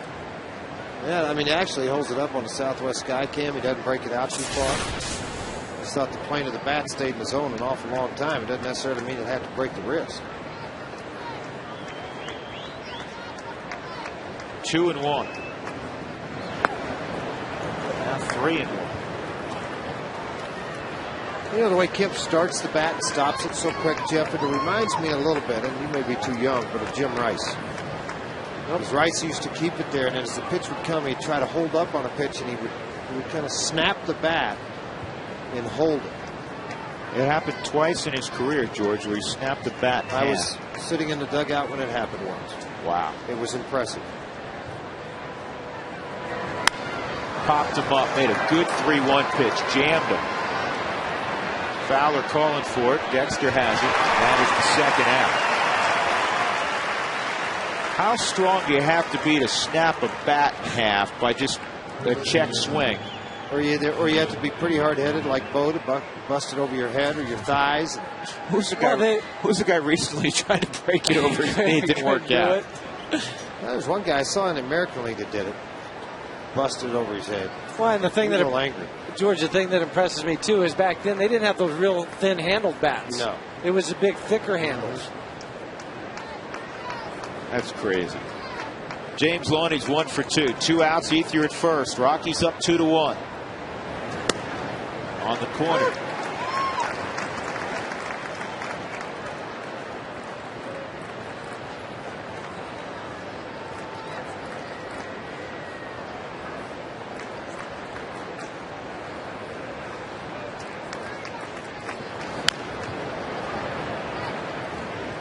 And then Chassin has an 0-2 count on Loney.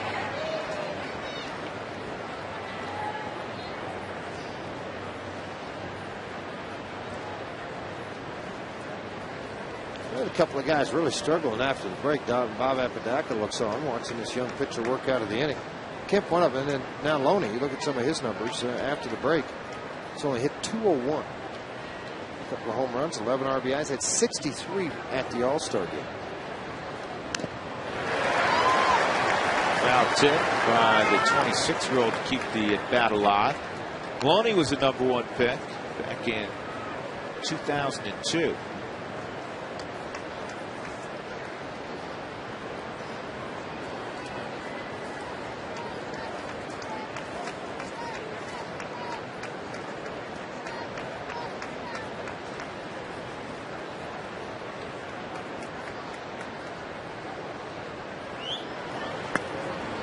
Loney's a product of the RBI program. Major League Baseball has done a terrific job with reviving baseball in the inner city. That's the RBI program, and there are a number of different places in the country. And Loney grew up in the Houston area. Off the end of the bat.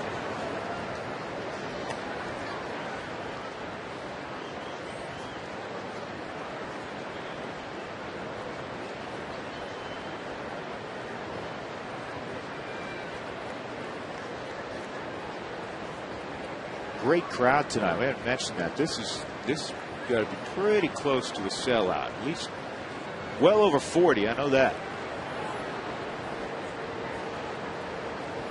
Good crowd last night, just shy of 42. Swung on it. Missed. Chassin strikes out James Loney. With Ethier at first, safely through the top of the 6th inning.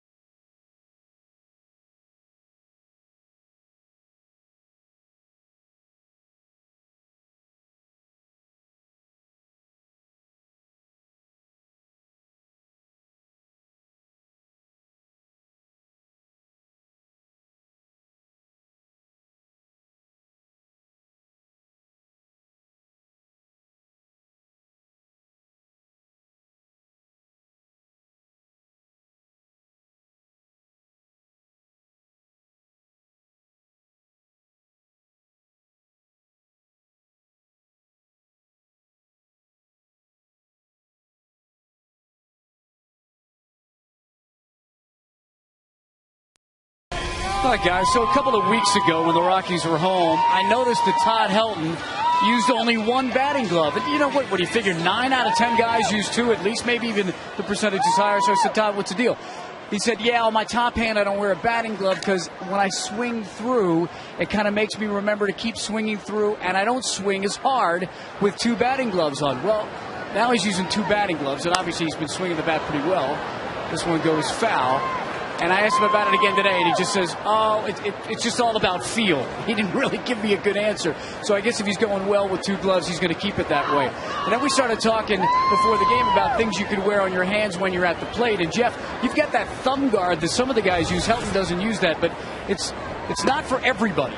No, it's really not, Mark, and it's just a very thin piece, and it's a somewhat hard piece of rubber, and all it does is it slides onto your top hand over your batting glove, and it keeps you from getting the bone bruises right in this area right here.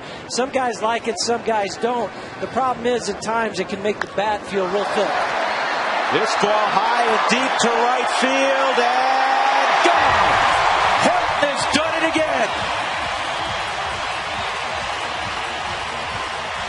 1 batting glove, 2 batting gloves, no batting gloves, full beard, mustache, clean shaven.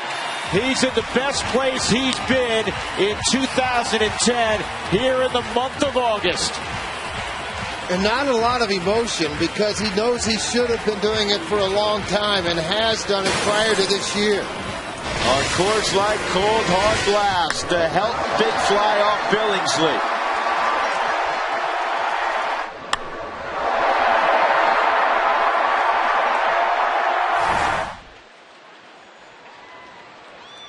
That got the crowd out of their chairs. Low to Seth Smith.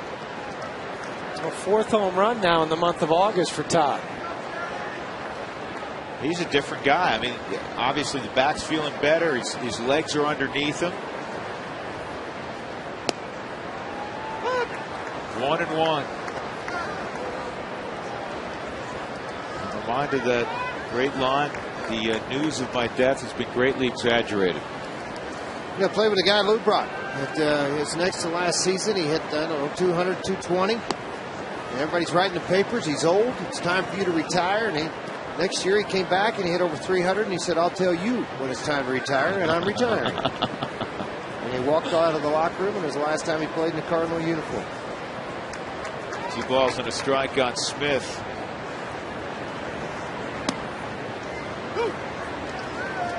The Hyundai cam and that swing by Helton.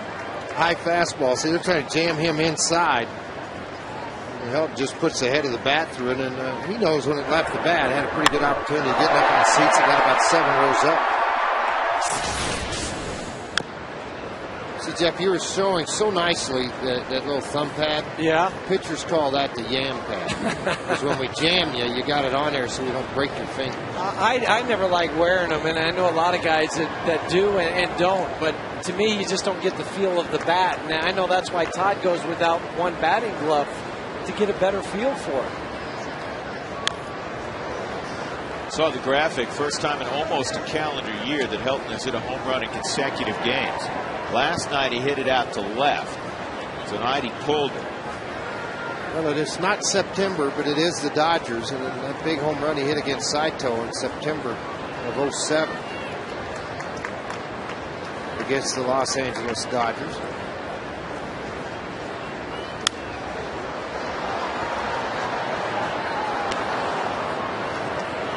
You know, since the record started to be kept back in 1952, Helton's 14th on the list of most home runs against the Dodgers. Willie Mays is number 1. Willie's hit 96 home runs against, or hit 96 home runs against the Dodgers. Aaron hit 95. This is a hard smash. Terrio's got it. First out of the 6th. 331 career home runs. And when you're up with those numbers, everybody you match or pass typically is a Hall of Famer or close to a Hall of Famer. Hank Greenberg, a Hall of Famer. Bobby Bonds, Moises Alou next on the list. Darryl Strawberry at 335. They're all terrific players.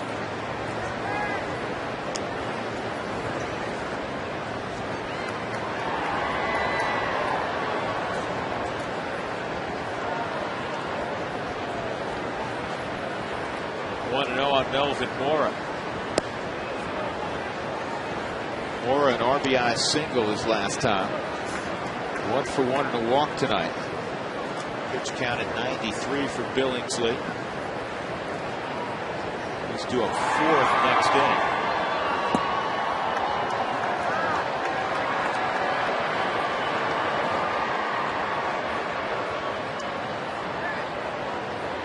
Good series in Tampa. Boston and Braves. Boston won yesterday. Lester got the win. They're 2-2 in the 8th inning tonight. Off the plate, ball 4, another walk to Melvin Mora. That's 5 walks tonight allowed by Billingsley. 1 was intentional. A little unusual, too, for Billingsley to be like that. Well, the hot dog nights are coming up. It's going to be September the 7th, the Hebrew National Dollar coupon dog. Don't forget about that. The first 10,000 will get one of those. Cincinnati Reds. Dusty Baker in his first place Cincinnati Reds. See, they just moved today. Edinson Volquez, fellas, from the rotation to the bullpen. He's been struggling. He didn't look like he was going to struggle in his outing when he returned from Tommy John against the Rockies. This is popped up off the bat of Miguel Olivo. Oh, no. And third time in the series. Third time. Mora got deked. Third time, Tulowitzki, Helton, and now Mora. A double play. And that prevents the Rockies from getting the pitcher Chacin to the plate in the 6th inning. Todd Helton goes deep. Second straight ball game for Helton. The Rockies lead at 3-1.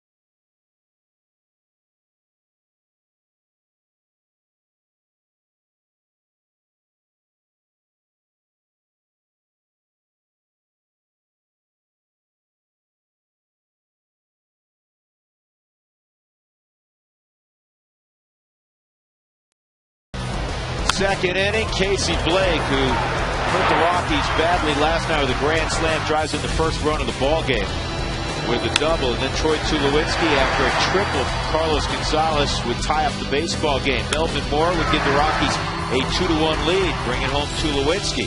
And in the 6th inning, Todd Helton goes deep. And that home run on Chad Billingsley, the first home run he's allowed in 92 innings. Longest stretch in the big leagues. And look back, brought to you by Cooney Lexus, where luxury has an address. There it is graphically. Billingsley 92 innings without allowing a home run. 1-1 on Blake. 1-2. Well, Melvin Mora, it happened to Tulowitzki earlier this week. Forgot how many outs there were.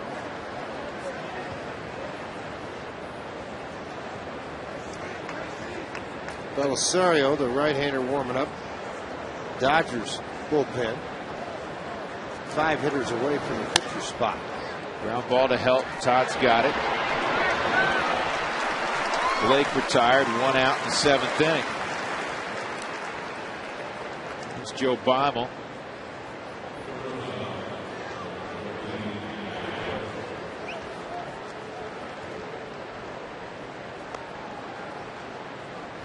Aaron Cook starting tonight in Tulsa.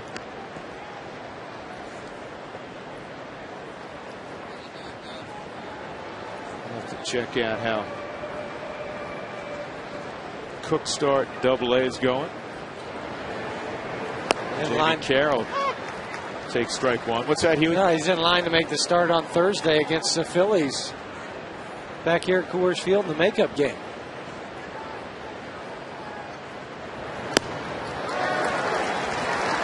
First rehab start, 5 innings, 3 hits, a run. He gave up a home run in Tulsa. He walked 1, struck out 3.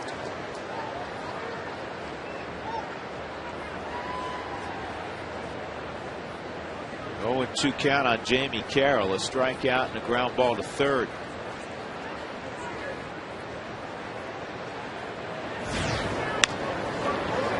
Defensive swing and an easy play for Eric Young. 2 outs. Eric Young credits Stu Cole with helping him a lot. And Stu, former Tulsa manager, and he's been managing the last year plus down in Colorado Springs in the Rockies system. And Stu hit a ton of ground balls at Ewine. Ewine said one of the things he would do is hit rockets at him. And he says, the reason I'm doing this is so you get in the game and it's going to seem like a picnic. Anybody do that for you, Jeff? In your career? Yeah. At first spring training. I mean, the coaches there would just hit ground balls as hard as they could. And he's right. The harder you hit it during practice, the easier it's going to seem like when it's coming off the bat. There's a guy, Ricky Peters, that played in the big leagues with Detroit and played for the Boulder Collegians out here at Baldy Musketty. He used to take ground balls from Ben Hines with catcher's gear on. Ricky Peters, was he from Arizona State? Uh-huh. Did you watch him growing up? Yeah. All those guys came through the machine at ASU, including Rick Monday. This ball from Barajas is going to be cut off by Smith. We get a look at Manny Ramirez now, and on deck certainly coming up to pinch hit. And the Rockies on top by 2.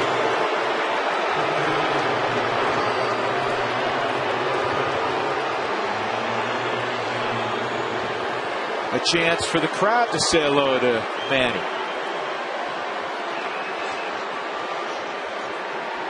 His first appearance in this series. He has 1 hit pinch hitting this year. It was a home run. So he's the tying run here in the top of the 7th with 2 outs. Pinch hitting for Billingsley.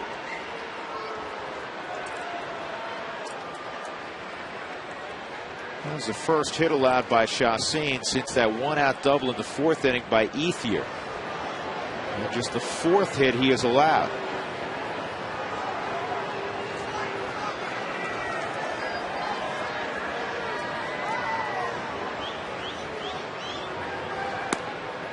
Strike 1.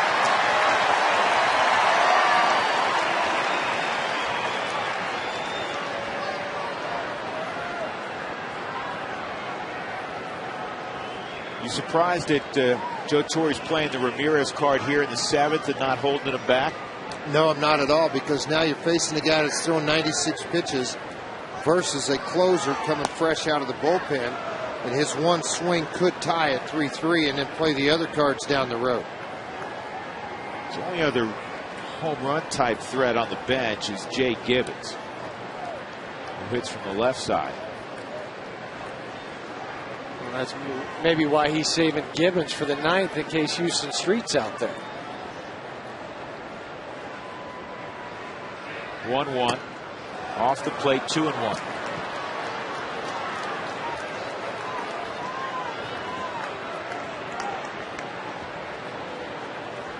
Next pitch will be the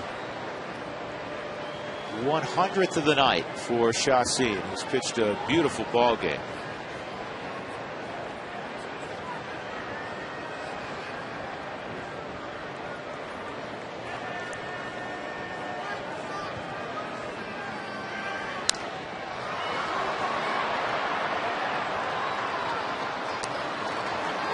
Two balls, 2 strikes.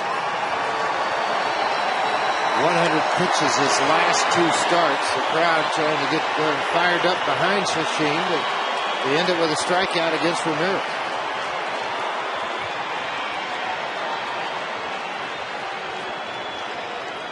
You know, when you look at the paper tomorrow, or even today when you were looking at this ball game, Chacín had a 3.98 ERA coming in, but his ERA out of the bullpen much higher.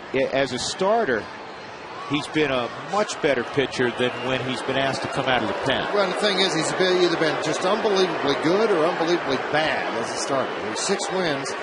You know, he's 6-0 with an earned run average of 120, and the losses an earned run average above 6. So I mean, but this is a comfort zone for him coming in a starting rotation, the preparation, the warm-up, the throwing, everything about what he does as a starter is what he's been used to his entire career. He's not used to getting loose in 30 pitches and walking out a door with men on base and trying to get through an inning. He's running full on Manny. And with 2 outs, Rod Barajas will be in motion. Helton has moved behind Barajas. The final's loose for Pasetnik, who's in the on-deck circle.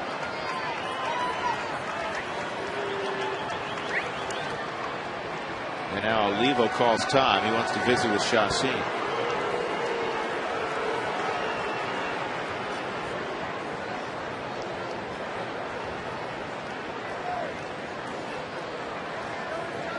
You know, looking at Chacín's numbers this year, he's given up more than 4 runs in a game.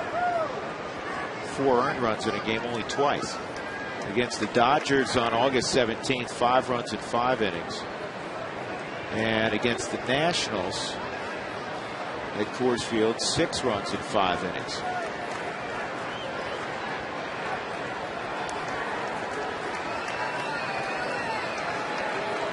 Breaking pitch, George, or fastball? Well, you know, I was sitting there thinking about that very thing. Do you slow it down maybe to his bat, or you just try to bury a heater in on his knuckles?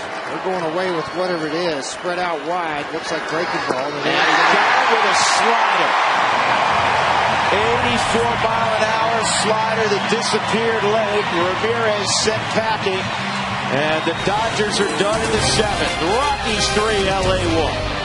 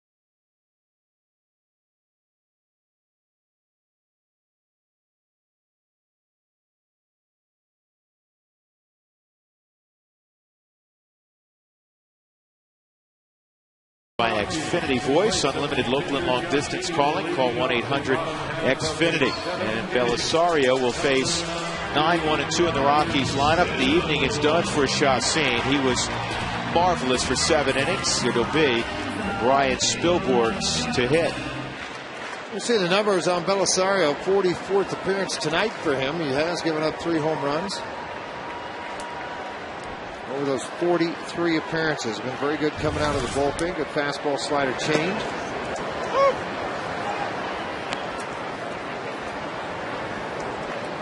I'd be all smiles too if I threw the ball the way Chassin has the last couple of outings. Just a puppy, George, 22. Fun to watch what he did tonight. 4 walks mixed in with those 7 punch outs in the ball game for Chassin. 4 hits, and what balls were hit hard? 2 into the gap, and that's about it. A lot of soft ground balls, a lot of soft fly balls. 2-strike count.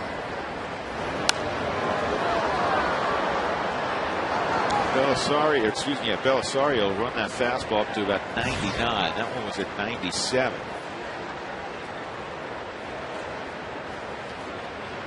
Billingsley gives up 3 runs on 5 hits. He walked 5, 1 intentional.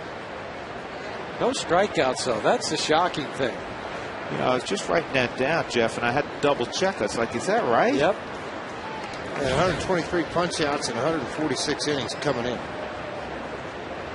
Well, tonight. Ooh. Ouch.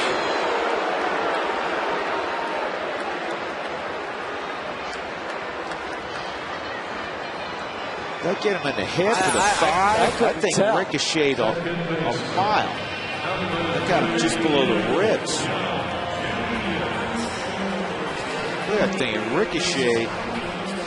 Did that get up over the dugout, Huey? Can you see where it landed? It landed up against the screen over there on the backstop. Well, the thing about it, too, is Ryan tried to back up, and he actually backed up into it. Yeah, right-handers, when they come inside like that with the tail, you back up, it's going to chase you wherever you go. It's like a heat-seeking missile. He just got dotted with a 95-mile-an-hour fastball. This is bunted and a little bit too hard. Loney gets the force at second to Jamie Carroll.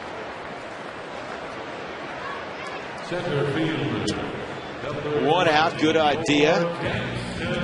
Time for tonight's Quest high-speed pitch. Billingsley at 94, Chassin at 94. It's brought to you by Quest, the high-speed internet provider of the Colorado Rockies. By the way, Aaron Cook has still in the ballgame in Tulsa, 5 1/3 innings, leading in the ballgame 5-2. Couple earned runs on 5 hits, 2 walks, and 6 strikeouts. 87 pitches thrown so far, 53 for strikes. 1 out.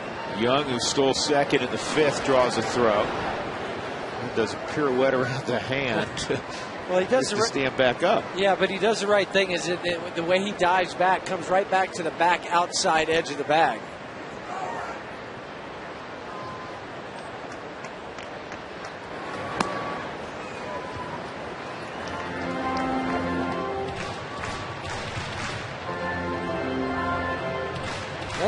I think Eric Young can get one here on Belisario. Kind of a long armor to the plate.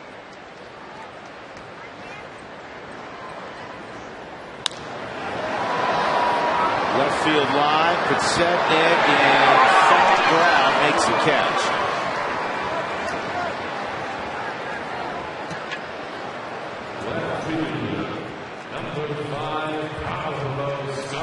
Now, Huey, if you're at first, do you shut it down with Cargo up there? Well, you're going to run into the same situation. If he steals the base, he's going to walk Carlos to get to Troy again, right on right. So I do shut it down right here. Not that I don't have confidence in Troy, but I want the right on left matchup. Ryan Theriot in short right field with Gonzalez at the plate. 2 outs. And this ball drops right center field and deep. Take a good look. You won't see it for long. Making 5-1 Colorado. Little Tony with his 27th jack.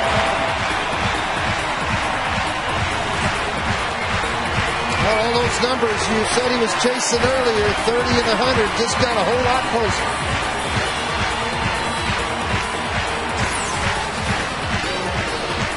They try to go in, it doesn't work. They try to go away, they try to go up, and wherever they go, it seems to have a longer flight off of his bat. He's a phenomenal young player for the Rockies. It's fun to pay to come in and watch him play baseball. Not just swing the bat, but run into walls and catch baseballs and dive and throw guys out. Great player. He's the whole meal ticket and dessert. And Tulowitzki thinking about bunting his way on with Blake back. 5-1 Colorado. Gonzalez, home run and a triple tonight. An intentional walk. The only time they got him out, Jeff, was on that bullet he hit to center field. Yeah. Early in the game in the first inning, the one Matt Kemp caught. So that home run was louder than the triple he hit, by the way, Drew. Was it? Yeah. Ouch. Yeah, they threw him out of the ball game. He just said second time. And that's going to get Joe Torre out. Rob Barajas trying to plead his case with Marty Foster. Belisario is gone.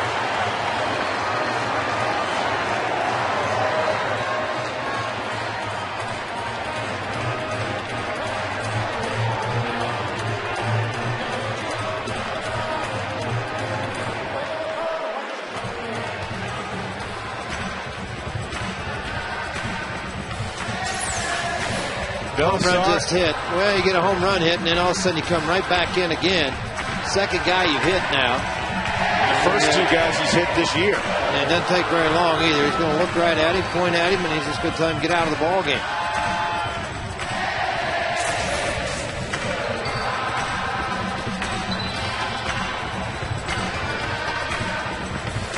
George Sherrill will be summoned from the bullpen.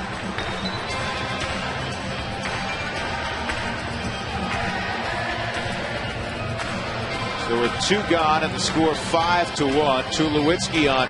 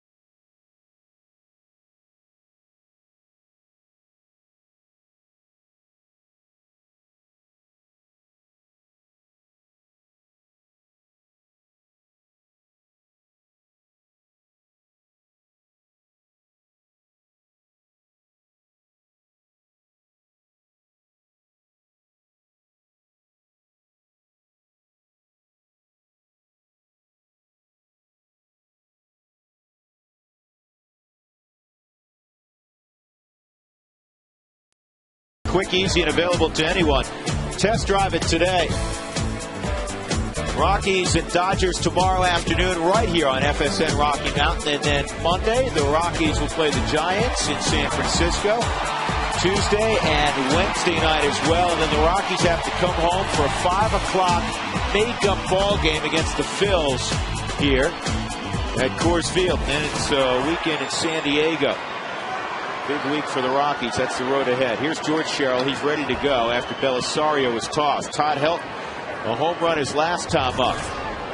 0 for 5 in his career versus Sherrill a year ago. Sherrill stepped in and really helped this ball club in a bullpen with a $1.60 earned run average. This year jumped to 630. By the way, on that start by Billingsley with the 0 strikeouts, third start he's made in 125 big league starts that he has not struck anyone out. Doesn't happen a lot with him. Todd Helton's home run against Billingsley not only ended that 92-inning run for Billingsley without allowing a home run, it was Helton's 40th career home run against the Dodgers. He's hit more home runs against LA than any other club. Tonight is 206th ball game against the Dodgers. 1-2 count. Swung on and missed, but the Rockies have a productive 7th. Carlos Gonzalez, his 27th home run of the year.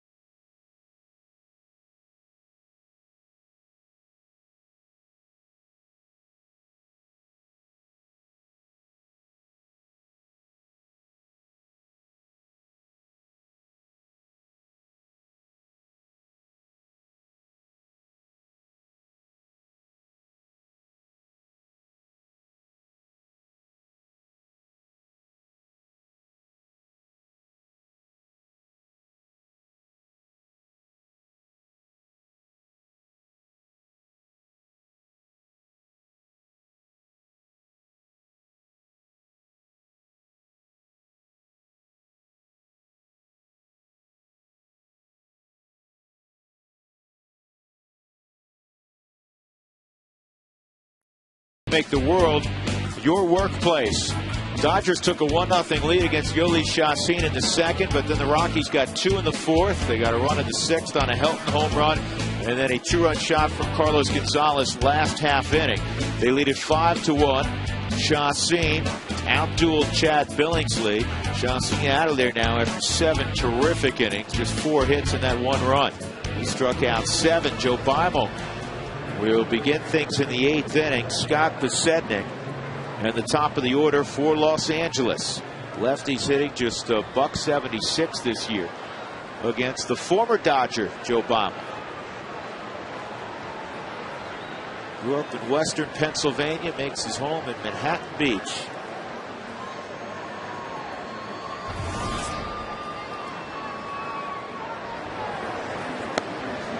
A crowd of 45,322 in the house tonight.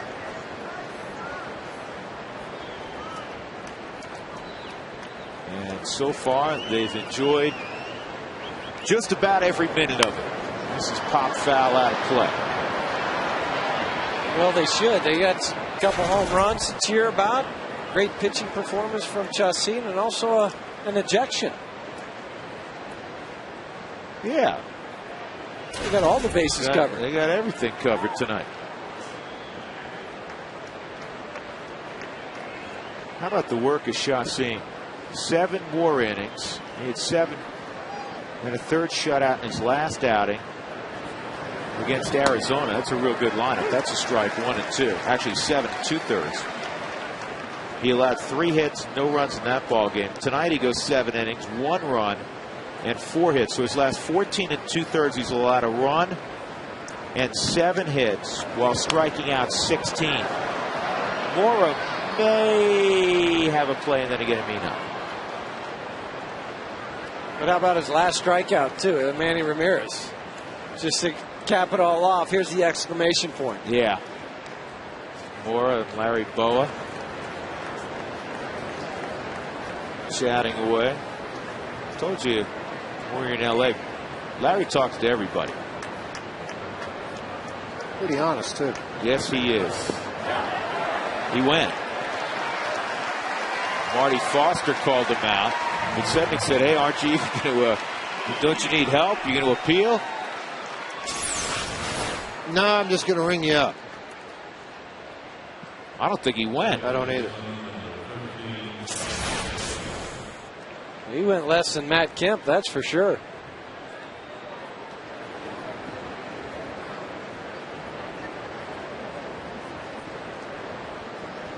Terrio's 0 for 3.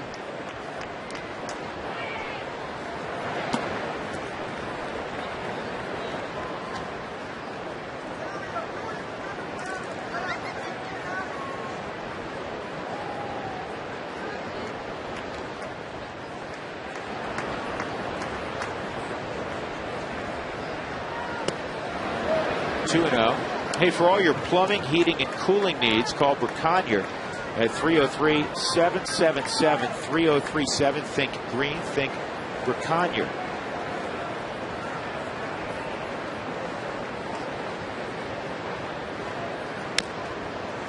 Two and one.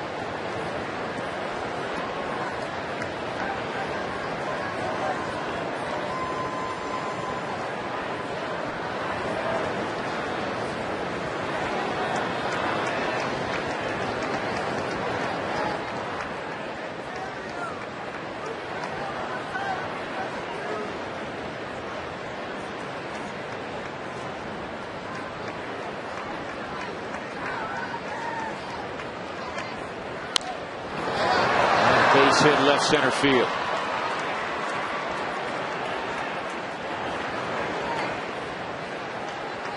That'll bring up Andre Ethier.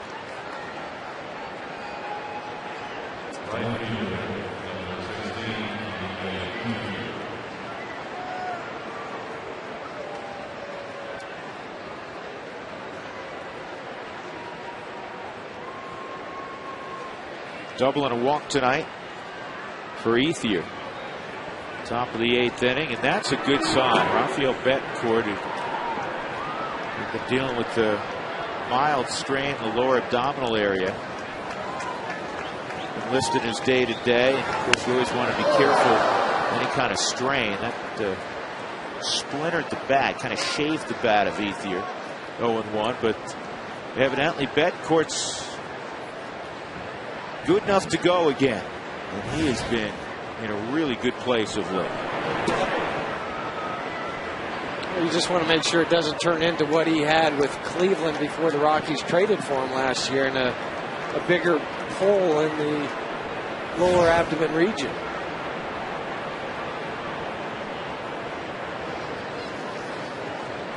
Anytime you start to deal with the legs, you start to deal with the stomach area, the core. When it does get hurt, it can set you back for a while. You mentioned those big numbers on Chassin. How about this? 14 and 2/3. You mentioned that to add on, tack on what he's been doing. It's not giving up any hits, punching out a bunch of people.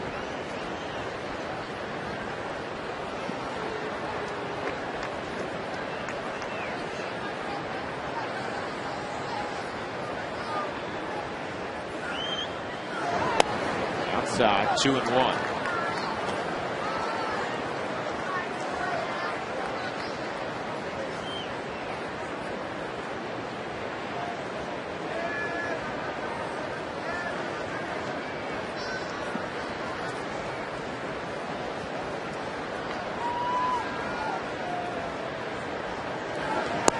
3-1.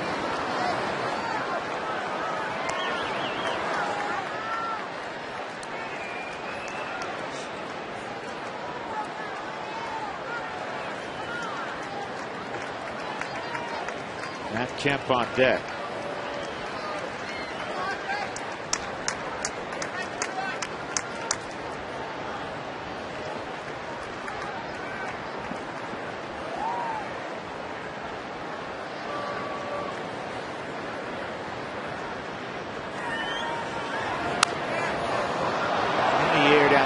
Field line, it's twisting foul.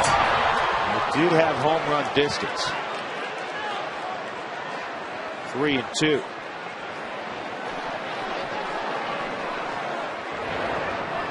Those guys all still looking for the ball under everything. The kid behind us going, I got it. Y'all can sit down. Oh, that's hysterical. He's holding the baby going, we have the ball. Yeah. Go ahead. The baby caught it. Keep looking. He should have just let him go for like 5 minutes of shuffling around down there. That's really funny. That's a foul ball. I thought it was a swing and miss at first. Marty Foster quickly said, we got a piece of it. Guys, I got it. No, I really do. I got it.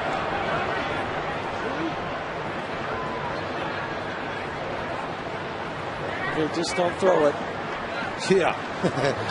You guys fought really hard. Look at the kid laughing at him. I saw another one under there. Maybe you dive in there.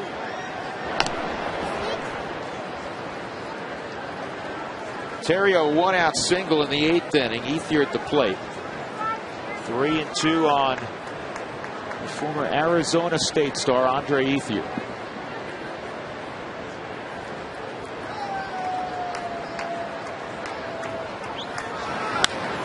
To left field, Cargo.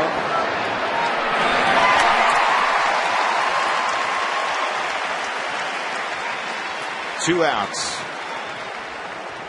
Matt Kemp coming up. Let's update our Breaks Plus poll of the game. Who would you call? Jim Tracy's going to come out. Thought he may do this with Kemp up there. Go to the right-hander. Call your parents. That's I think what most of us would do if you got the call to come up to the big leagues. 84%. Good question tonight. A lot of good questions this year on our Breaks Plus poll of the game.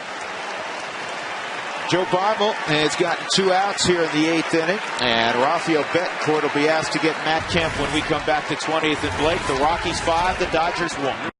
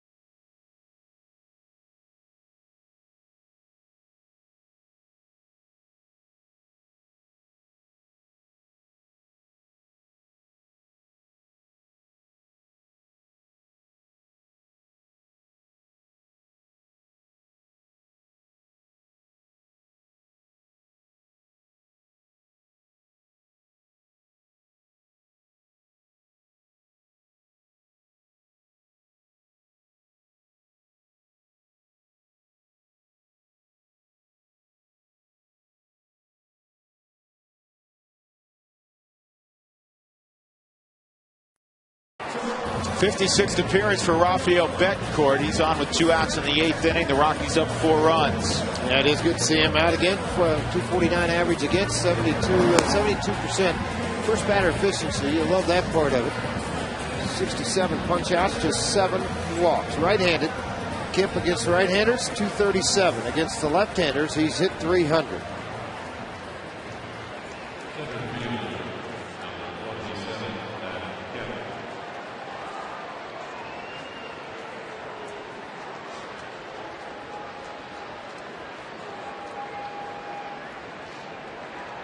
Campo for 2 and a walk.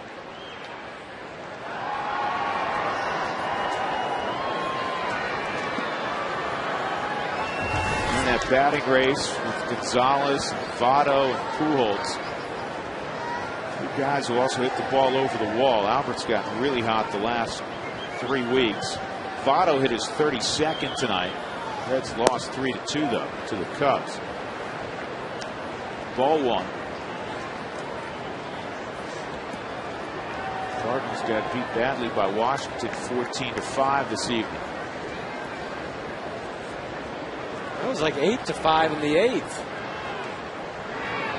Well, they scored a late touchdown. 2-0.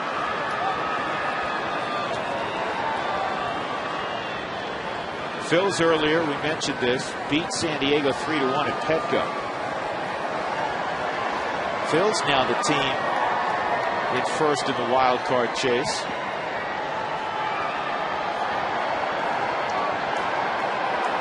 Giants lose it 9-1, by the way, in the 4th. Arizona gotten all over Barry Zito.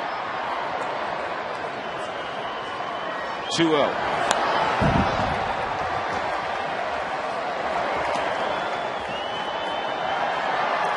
Phils win that ball game with just 3 hits in San Diego.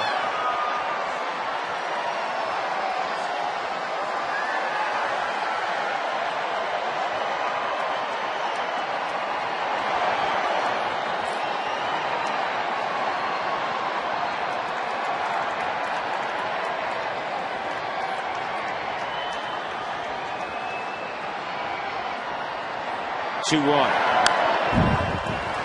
2-2.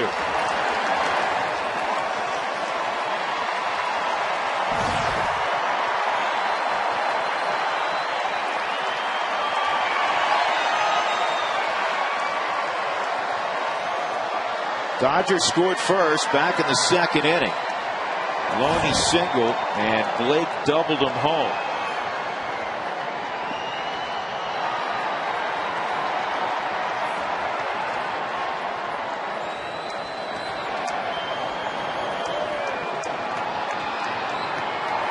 Two. And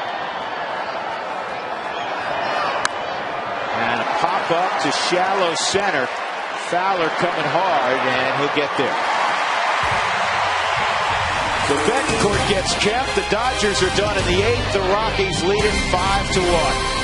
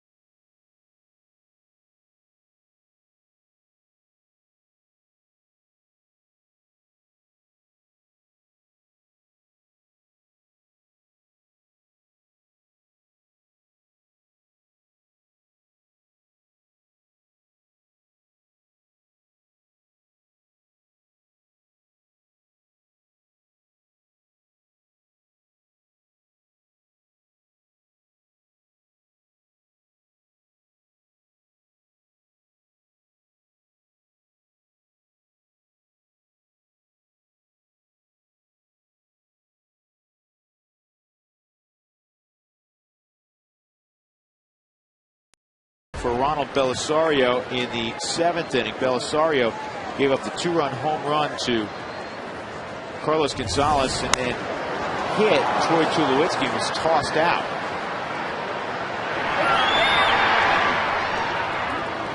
Get discounts and scoreboard recognition when you bring your group out to Coors Field. It's always a good time here. Groups of 25 or more. Great benefits. 303 Rockies. To watch the Rockies take on the Cincinnati Reds, or if you hurry to buy it Sunday morning, you watch them take on the last game of the Dodgers.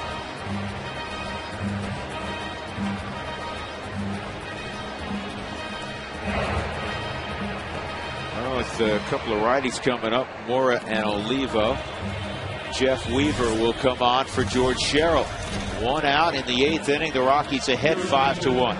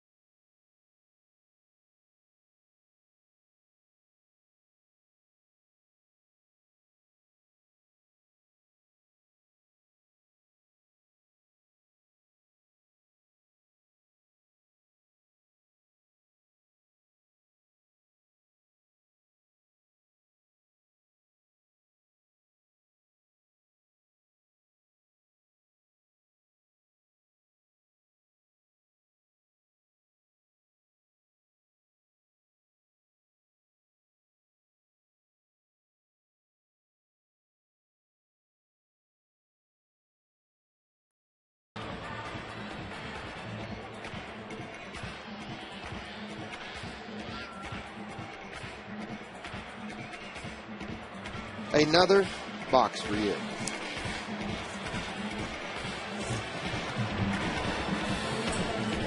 Who wants tacos, fans? If you'd like to receive text message alerts when the Rockies score 7 or more runs for the Rockies Taco Special, text the keyword taco to 95323. Feed your Rockies fever only at Taco Bell. 1 out in the bottom of the 8th inning. The veteran Jeff Weaver on. The number right there kind of jumps out at you. There, 55% of efficiency getting out of it, but there's nobody on base here. Looking for this last out. Always felt like once his starting days had diminished that he'd be very good out of the bullpen because of the hard sinker slider, the odd angle he throws from, hides the ball well, difficult on right-handers. He's got a couple to deal with here in Mora and Olivo.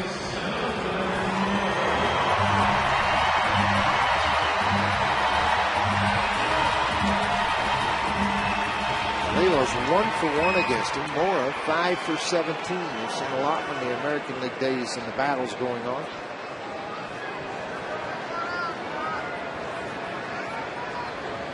Melvin 1 for 1, 2 walks tonight. He takes strike 1. 1 out, nobody on in the 8th inning. The Rockies got 2 in the 4th. Triple from Gonzalez, single from Tulowitzki. And then Mora eventually singled in Troy.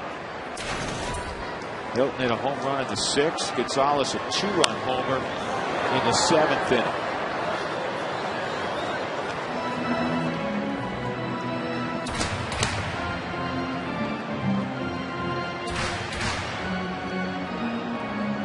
Melvin, more than likely, with Ian Stewart still being hurt, Ted Lilly on the hill tomorrow, get a day game after a night game. Or you can maybe go Jonathan Herrera if you so inclined, if you're Jim Tracy. Down on the hand. It's the 3rd guy the Dodgers have hit tonight. So Melvin goes to first. That'll bring up Olivo. Sand angle, trying to crowd it. Low 3/4, gets the big tail to the baseball, and then Olivo just takes a shot off of the arm, the jersey, and then chased right on back into the glove of Baraja on the sky cam, the Southwest sky cam. Good look at everything. You know, Huey brings up a good point. You got Lilly going tomorrow, but it continues beyond that because in the Giants series, You're going to see left-handed Jonathan Sanchez on Monday, left-handed Madison Bumgarner on Tuesday. Lincecum will throw on Wednesday. Oh, that staggered Marty Foster just a little bit.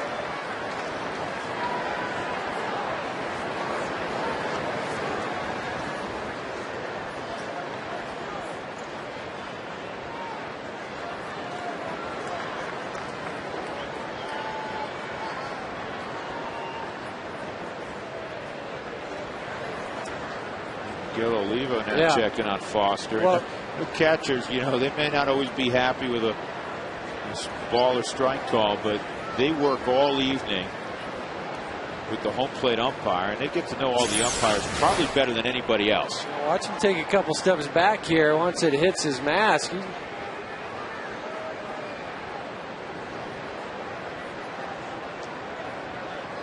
That was square right off the mask.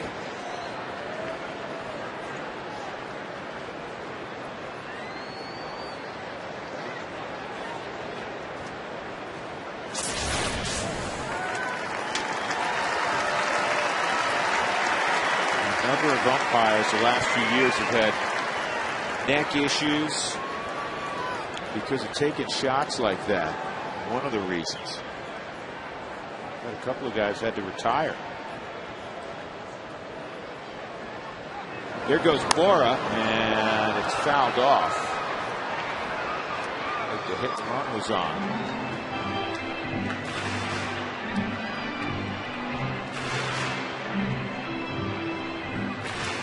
You can do that, Drew, if you know that there's already a pinch hitter standing in the on-deck circle, and there is with Jonathan Herrera.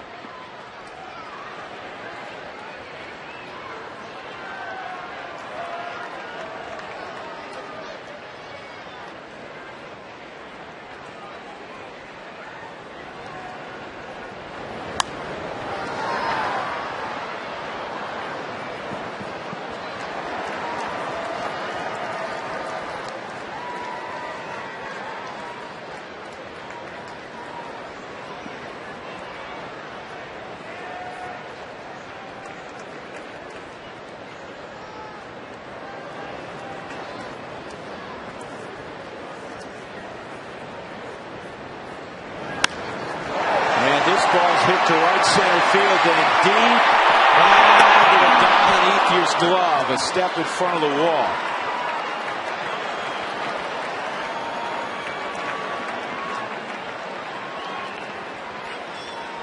So with 2 outs, Herrera will pinch hit for Betancourt.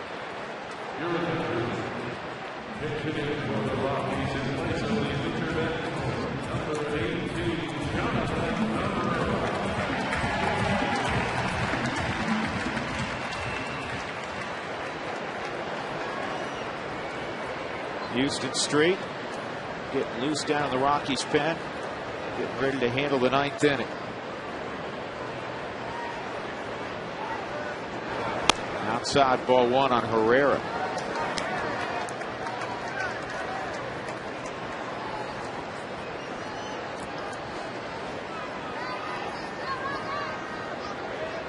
$50 ball games this year for Herrera. Good job he did when Tulowitzki was hurt.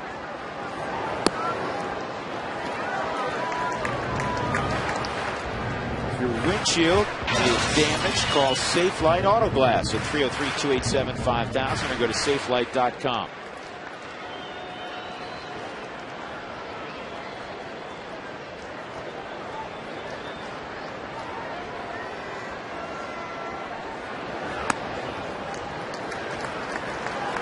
On Herrera. Eric Young Jr. on deck. That's not a bat. That's a big, heavy metal pole.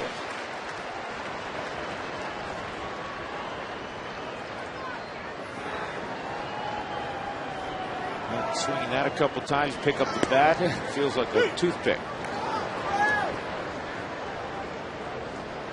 Good thing they have that thing all taped up, though, so it doesn't slip out of your hand.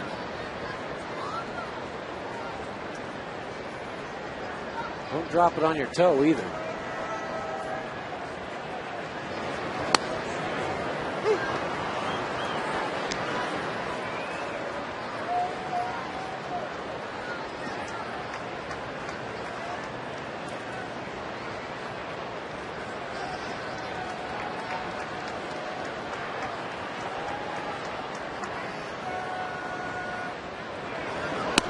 outside, ball 4. So Herrera draws the walk. And now the 2 on for Ewok.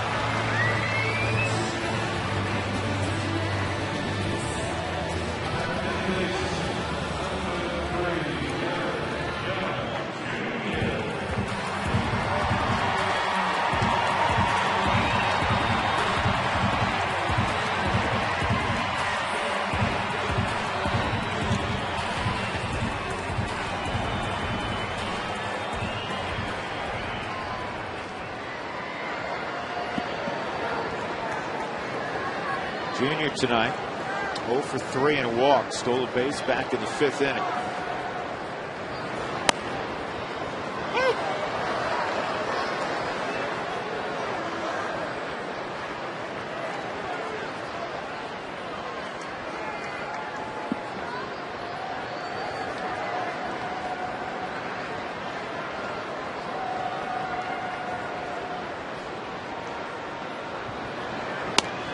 Outside, 1-1. Weaver's fastball, not what it once used to, what it once was. It used to get the ball into the low 90s, since occasionally mid 90s. A devastating slider when he was with Detroit and Anaheim.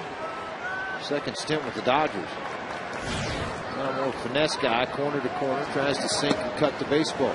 Good change up there. There's some movement at 80 miles an hour. Either that or a backup slider. What's kind of amazing too, George, is that his brother Jared, they have the same identical delivery.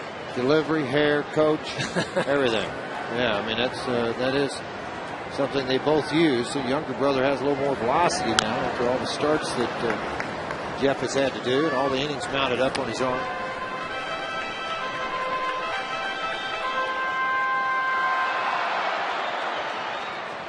But he can pitch. Moore at second. He was hit by a pitch. Herrera at first. He walked. 1-2 count on Eric Young.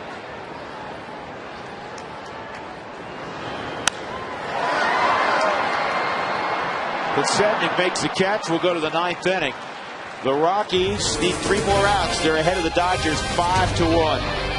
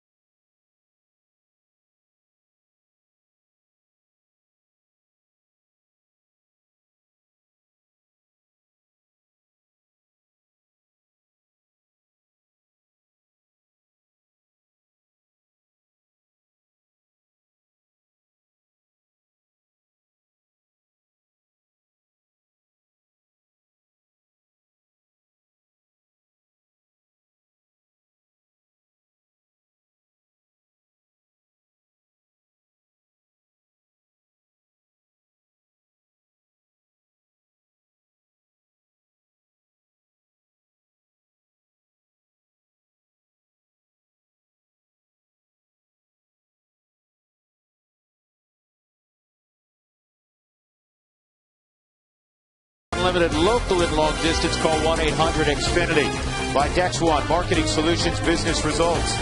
By Geico, 15 minutes can save you 15% or more on car insurance. And by the Great Colorado Payback, reuniting you with your money.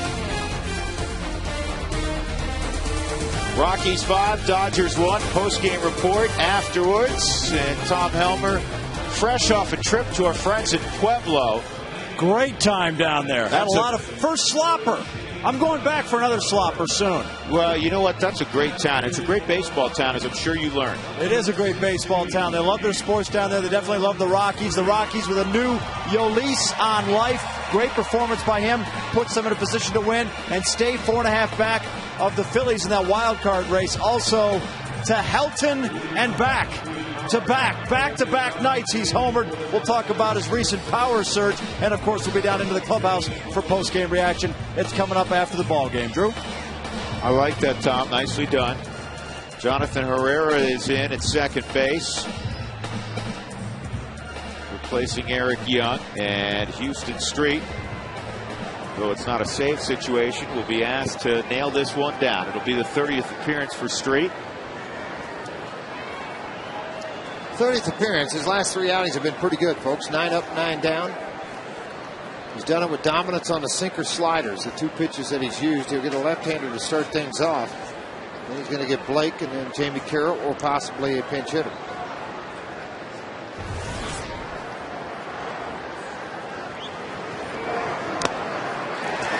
Swung on and miss. Strike 1 on Loney. He's 1 for 3 tonight. Matchup in tomorrow afternoon's ball game. Jason Hamill against Ted Lilly. Lilly confounded the Rockies last week in LA. 0-2.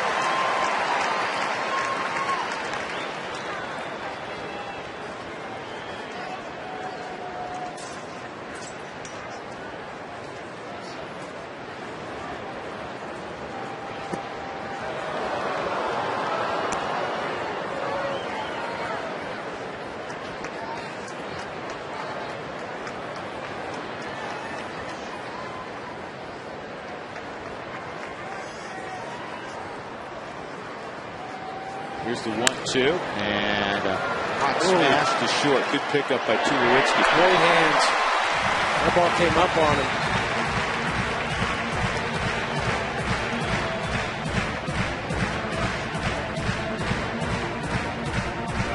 Hey, bike to the ball game tomorrow, and you can win prizes. Go ColoradoRockies.com/green for all the info. That's tomorrow. Ride your bike. Drew, I'll expect you on your 10-speed.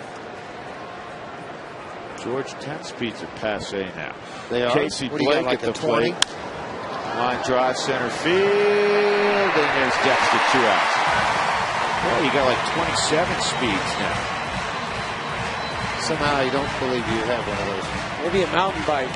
My road bike's 27 speed. Your mountain bike ain't 24. Is that one I saw hanging in your garage? I was on it. Yeah, I was on it the last couple of days. 2 outs. Jamie Carroll up. A great state to ride in.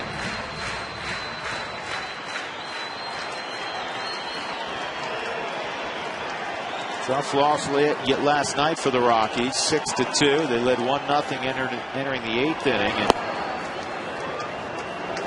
they're an out away from bouncing back nicely tonight. Well played ball game, well pitched by Yolis Chassin. He stands to get his 7th victory. 7 innings of 1-run baseball, just 4 hits.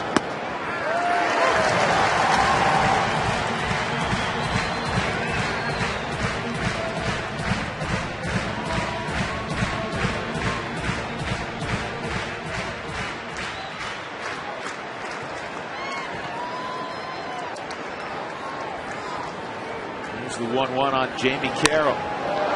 Base hit for Carroll.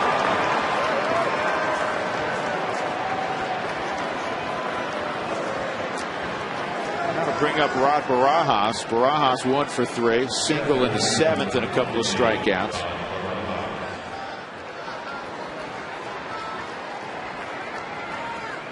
Sixth inning now, just keeping you abreast of the ball game in San Francisco. It's the Diamondbacks 9, the Giants 2. Phil's right now chasing Atlanta in the East, but leading the wild card race. They beat the Padres 3-1.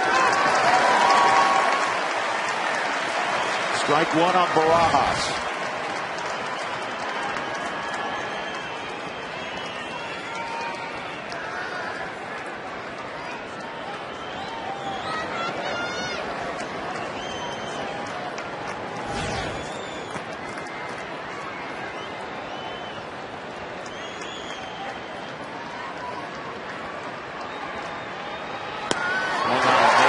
Carroll taking second base. That is not a stolen base. Well, you got 4 shots now to go after Barajas. A very good fastball hitter. Just think about spinning things away and don't hang it. Just get it out of the strike zone.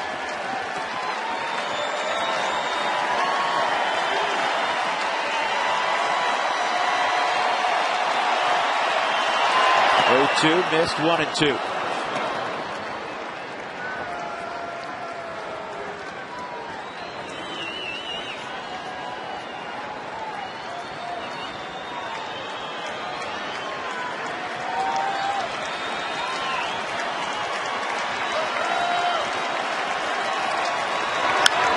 This ball's hit to deep left field. And this is gone. 2-run home run for Barajas.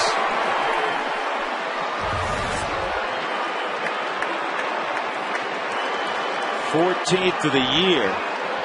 And it's 5-3. The second is a Dodger. Yeah, pretty sure this is not the way you wanted this ninth inning to pan out. If you're Houston Street or the Rockies, that's not that bad a pitch. That's a slider in the bottom left-hand corner of the strike zone. And a pretty good shot at it, though. Watch the long swing and how quick, short, powerful it is. Pitch hitting for the Dodgers in place of a pitcher Weaver, number 5, Reed Johnson. Pitcher spots up, so Reed Johnson will come off the bench.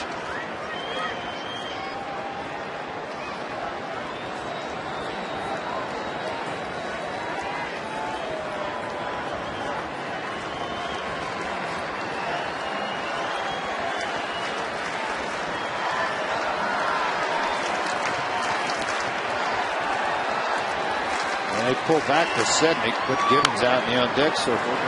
Trying to hope to get the opportunity to take advantage of Gibbons' power. End it right here. Take all the suspense out of the evening. Well, there wasn't much until Barajas hit that ball into the seats. Cut that 4-run lead in half. 0-1 with 2 outs.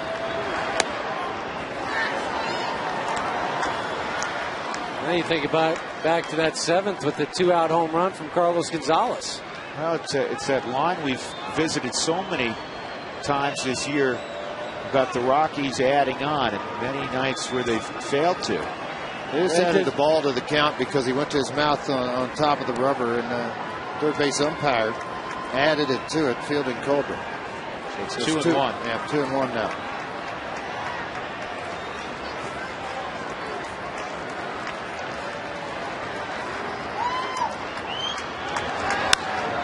Center field and deep. Dexter's back there, though, and that's the ball game.